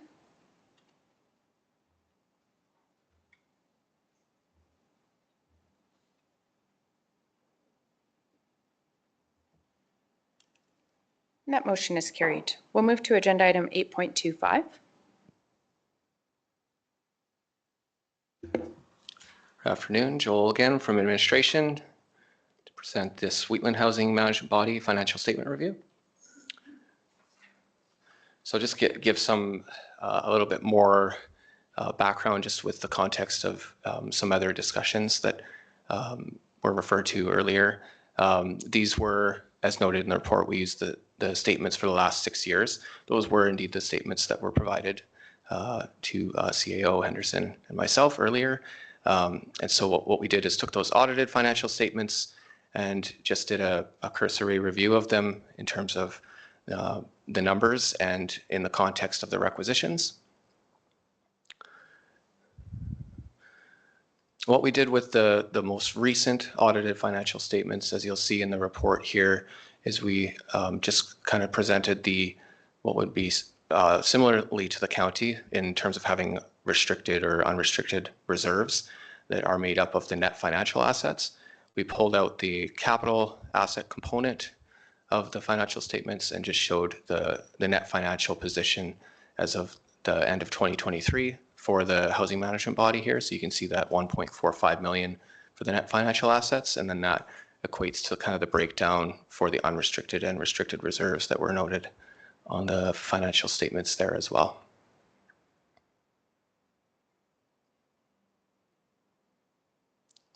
So we just looked at the context of the deficit billing, and the deficits as calculated on the audited statements for the 6 years. You'll see that in Table 1 on the first row, I suppose, annual operating deficiency. And that's just as recalculated. So the 2021 through 2023 years, just as was alluded to in the meeting earlier, those were done and they were in alignment with kind of what was reported in the requisition letters or invoices and requests. And then similarly, as was referred to earlier, the 3 years prior to that, was a budgeted amount where you can see that $450,000. And so then this table was just reconciling what the calculated deficit would be based on those statements in that first row, and then what would be potentially deemed as a above and beyond that relative to the total ask in the year, which would be that final row. And then we took that to the next table down there, and we used the percentage breakdown or the assessment base for all the years just to break out the county's portion. And that was all reconciled back to the requests as well, the invoices or the letters, the requisition requests from the housing management body. That concludes my report. Staff are available for any questions. Thank you. Any questions?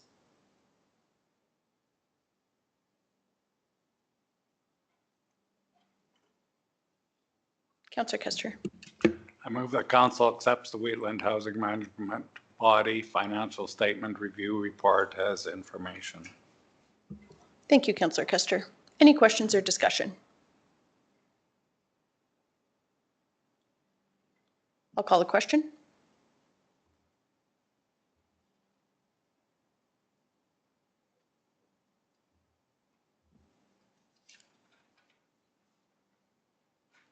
Motion is carried. We'll move to agenda item 8.31.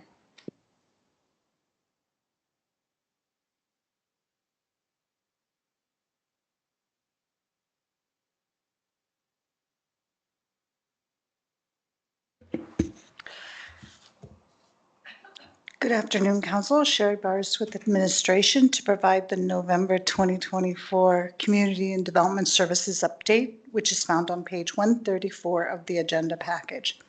The only update I'd like to provide at this time is regarding planning and development applications, the circulation during the postal strike. We're handling the circulations and applications case by case, so that if it's a small circulation area, we'll have the peace officers deliver the notices to the residents. If they happen to live not on a quarter section where the dwelling's not there, we would have it sent via courier at the applicant's expense. The other alternative, when it's a very large circulation area, is to have those discussions with the applicant on methods, because the courier per letter is quite expensive, and they can always request a delay and defer the application to when the strike is over and we can start circulation. And that concludes my presentation, and I'm available for any questions. Thank you. Council's wishes. I move that council accepts the November 2024 Community and Development Services Report as information. Thank you, Councillor Bigger. Any questions or discussion? I'll call the question.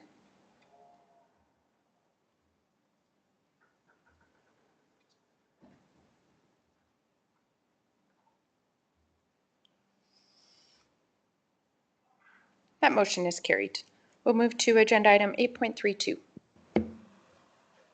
Good afternoon. Sherry again with Administration to present the report on the Clooney Fire Hall, which is found on page 142 of the agenda package. The county has accepted an offer of $142,500 for the former Clooney Fire Hall, with the transaction scheduled to close on January 15th, 2025.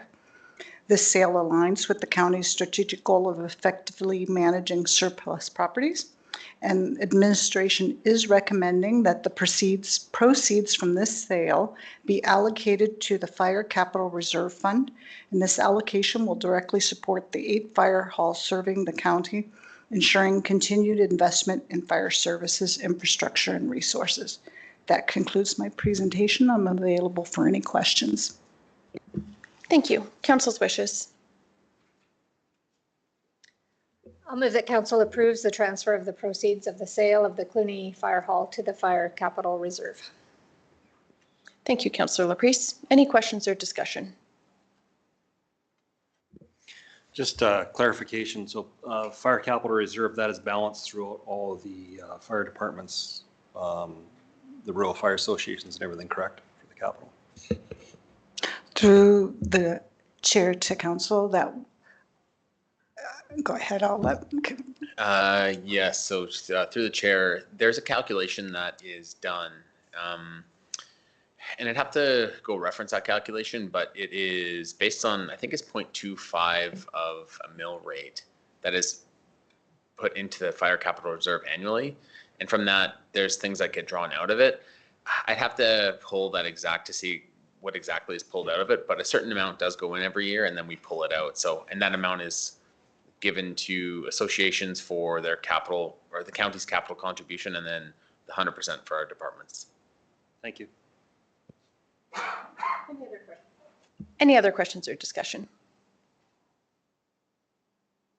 I'll call the question.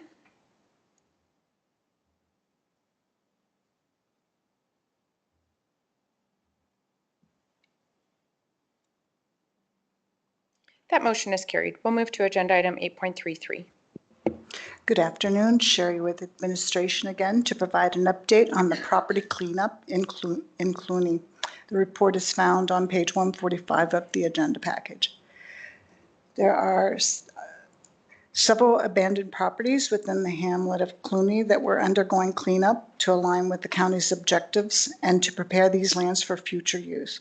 As part of the ongoing effort, the county has completed asbestos testing and removal in September 2024 with progress on demolition and site works as follows. 104 First Avenue, the property's been demolished and site cleanup with topsoil and seeding scheduled for spring.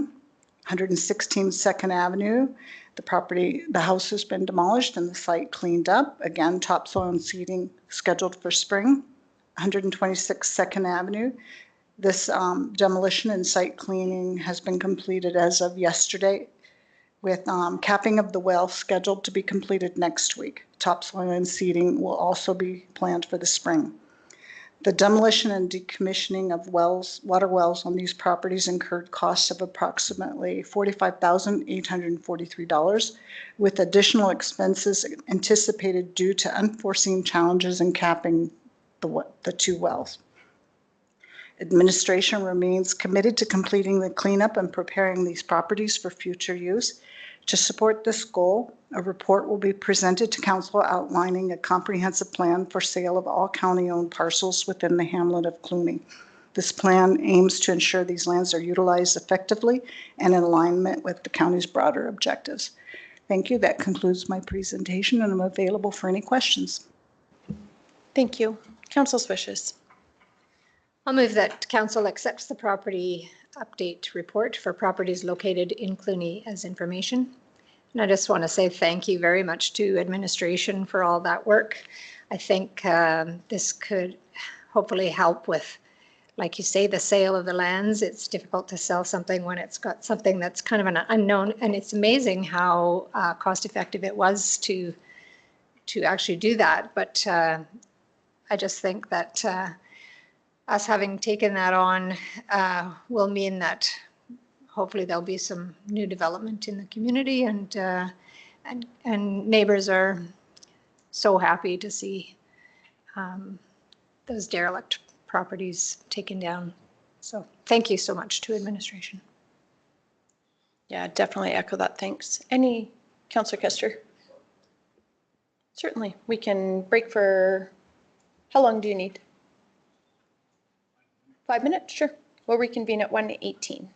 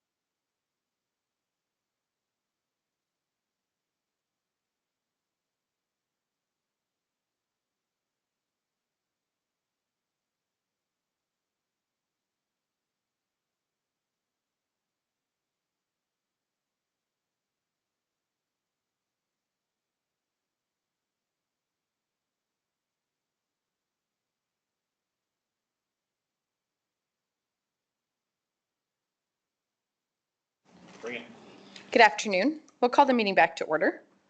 And we have a motion on the floor regarding agenda item 8.33. Is there any questions or discussion? Hearing none, I'll call the question.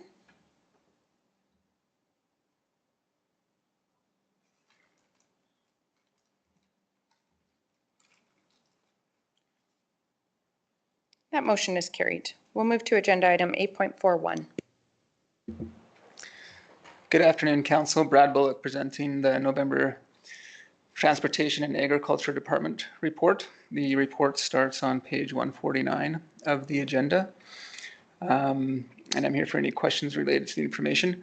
There are a couple of items that I thought I should bring to Council's attention that have come up since the report was written in relation to inspection of some bridge files. So bridge file 76863, this is located on Range Road 265 and sits in between Township Road 224 and 22X, so a little bit west of the Langdon Reservoir. The inspection came back and downgraded the condition of this bridge, and the same, very similar situation to another bridge file located on Range Road 232 between Township 263 and 263A, so just a little bit east of Rockyford.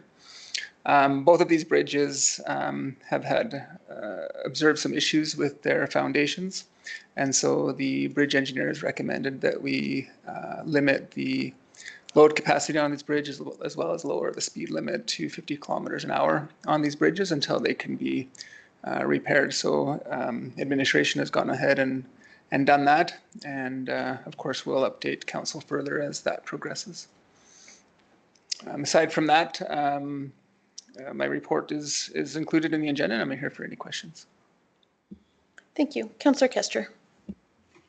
What is the weight restriction? 10 tons. 10 tons total? Yep.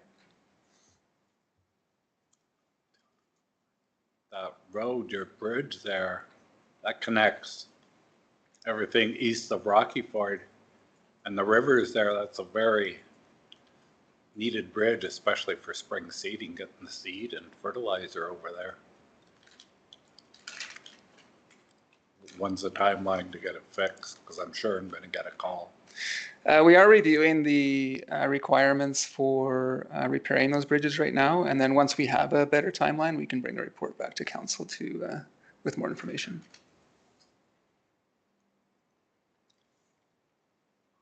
Any other questions regarding the report? I had a couple residents ask me about 901 through Siksika. What is it, Volker that's on that maintenance? Yeah, my understanding is Alberta Transportation contracts Volker for the maintenance of all of the provincial highways. So I can steer them that way, but one thing that they did recognize was that through that area, through Siksika, it's not listed on the 511 reporting for road report. So because these two residents are commuters, they were wondering, why that is, or if that could be changed, so they know the road condition when they go. Okay, through the chair, I'm not sure why that is, but it's something administration can look into. That'd be great. And inquire with AT about. Yep, thank you.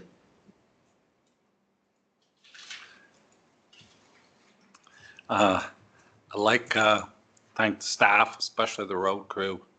That snowstorm or that pile of snow we had, the access road into Rocky Ford and the Rocky Ford Road. I didn't get all the way up to number 9, but I did go to the number 1 a few times, and north a bit. Was almost bare. And the 21 was closed for a while, multiple accidents on it. I went up the hill where a semi had spun out on the ice, and I don't know, there must have been 100 bushels of barley laying there. He dumped out for traction. He was gone, I don't know who it was, so yeah. I don't know, did staff get a bunch of complaints about that section of 21 north of the 564 going to standard? Seems like the trucks went to the intersection. That was a council day. In the morning I come, that road had all been plowed all the way up to number 1. And when I went to go home, road was closed. I didn't know it. I just drove around it. And the police pulled me over and said it was closed. I says, I just live right there. And he let me go, told me to be careful. But I don't think there was a truck over that all day outside of the morning. But down at the 564 south, it was all wet, and you know how salt and snow mix. But going up that hill, it was icy, snowy, no tension to it at all. Just like the old days when we was split crews on that. Yeah, just deja vu. So I don't know if you get a chance or if it's even our preview to see why they just, instead of turning around at the 564, maybe turn around on the number 9 would be a good spot for them. Okay? But just kudos to the staff. I had all kinds of comments about the condition of the Rocky Ford Road, even in comparison to number 1. It was great. Thanks. I think that's just getting out there in time before it gets back down and looking after it. And it was cold too. And it turned out good for you, so thanks. Any other questions regarding the report? Councillor Kester? I'll move that council accepts the November 2024 Transportation Agriculture Department report as information. Thank you, Councillor Kester. Any questions or discussion? I'll call the question.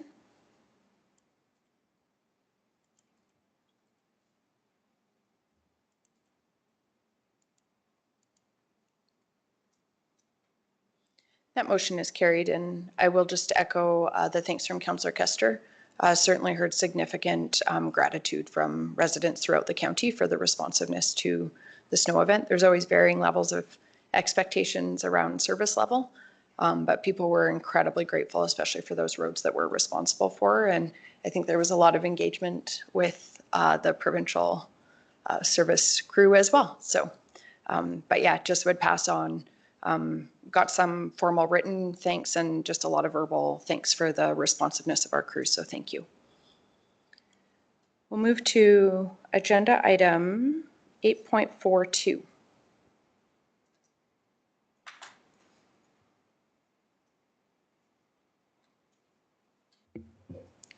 Good afternoon, Council. Jose Podio Cuervo from administration here to present the Goldfinch Raw Water Supply Budget Approval Report. So for this project, detailed engineering construction tendering for the Goldfinch Raw Water Supply Project has recently been completed. This project will provide critical infrastructure within Wheatland County and has tight construction timelines to meet obligations set out in agreements between the county and developers within the Goldfinch industrial area. The county has developed a project schedule to achieve these contractual timelines, and valuable project delivery time will be preserved by awarding the contract as soon as possible in 2024. So administration is currently negotiating the construction contract with the highest rated proponent and is seeking council's approval for the required 2025 Goldfinch Raw Water Supply Project budget. This early budget approval will secure the necessary funding needed to award the contract and will allow the winning proponent to commence construction as early as possible in January. Based on the construction tender results, a capital project budget of $9,750,000 for 2025 is expected to be sufficient and includes contingency allowances to successfully complete the project within the planned timeframe. And I'm here for any questions. Thank you. Councillor Kester. Can you update everybody on where the water's coming from and how we're doing this, or does that have to come at a later time? Yeah. So the water will be supplied through 2 water wells right near the Bow River, and they're being supplied through a license obtained from Antera. So it's a Surface water license? Through the chair, With a correct? well into the bow? Yeah. Similar to Carsland? Yes. Okay, thank you. Council's wishes. I'd like to move that council approve the 2025 budget for the Goldfinch Raw Water Supply Project of $9,750,000. Thank you, Councillor Bigger. Any questions or discussion? I just want to congratulate administration. It's nice to see a plan come together under budget. Well, I'm being optimistic now. It's the first time I've been really optimistic about this. So, so we got this great price. The individual has timelines to meet and all that kind of stuff. So we're going to be good. I read July somewhere, which is way ahead of schedule. Through the chair, that should be the schedule that we had noted to CGC for the raw water delivery. And we have, can you just remind me again how much of the water allotment that we bought from Antera we're going to be using on CGC? Through the chair, I think, actually, you know, I'll let General Manager Bullock, he knows that number off the top of his head. I've probably asked him 100 times. Yes, through the chair, it's about a little under 75% of the Antera water license that would be used to supply the CGC facility.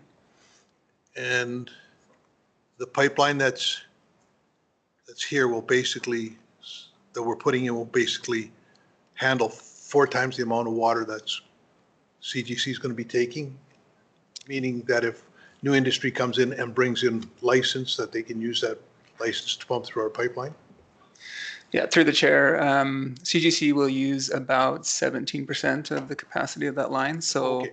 so essentially, there'll be another about 5 times of the capacity of the pipeline is about 5 times of CGC's use. Okay, thank you. Any other questions or discussion? I'll call the question.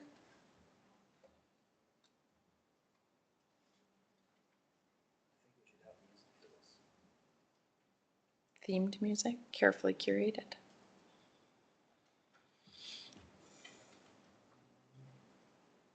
That motion is carried. I will move us into closed session for 2 agenda items. I'll call the question.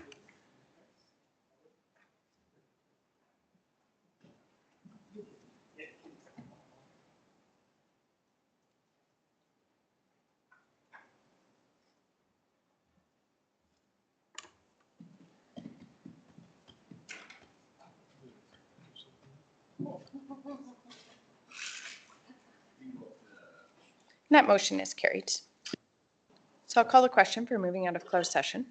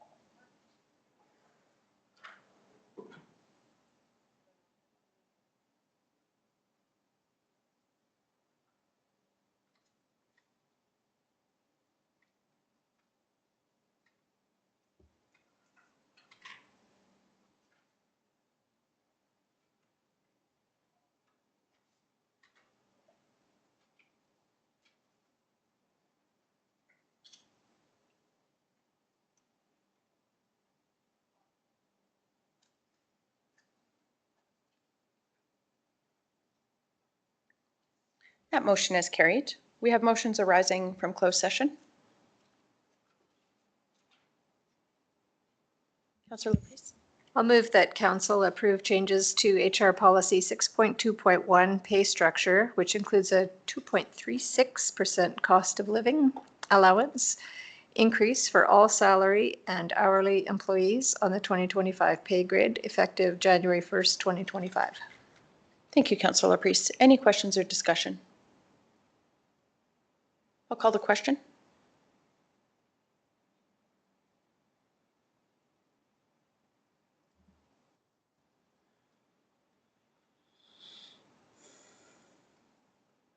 That motion is carried.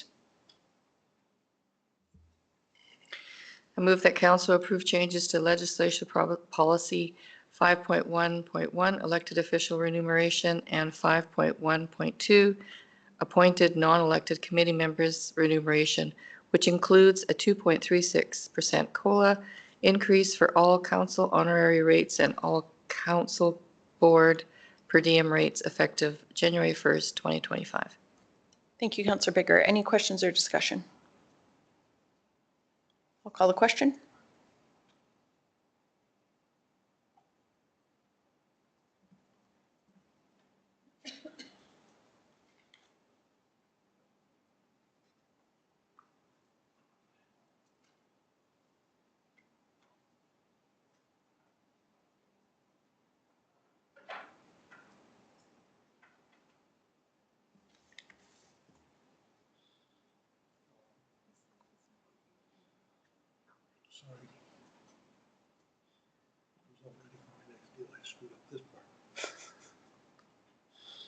That motion is carried.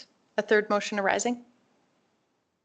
I'll move that council direct administration to review legislative policy 5.1.1, elected official remuneration, and 5.1.2, appointed/non-elected committee members' remuneration for policy efficiencies and potential amalgamation of both policies. Thank you, Councillor Eichert. Any questions or discussion? I'll call the question.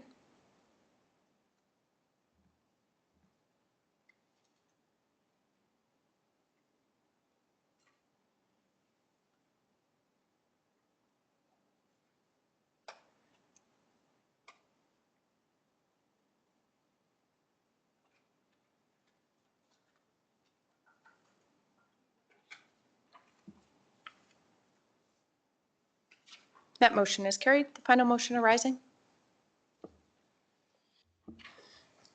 Make the motion that council approve changes to HR policy 6.4.1, organizational chart HR policy 6.2.1, pay structure or pay grid, which includes a change of 2 seasonal positions to 2 full-time positions. These changes will also be effective January 1, 2025. Thanks, Deputy Reeve Clausen. Any questions or discussion? I'll call the question.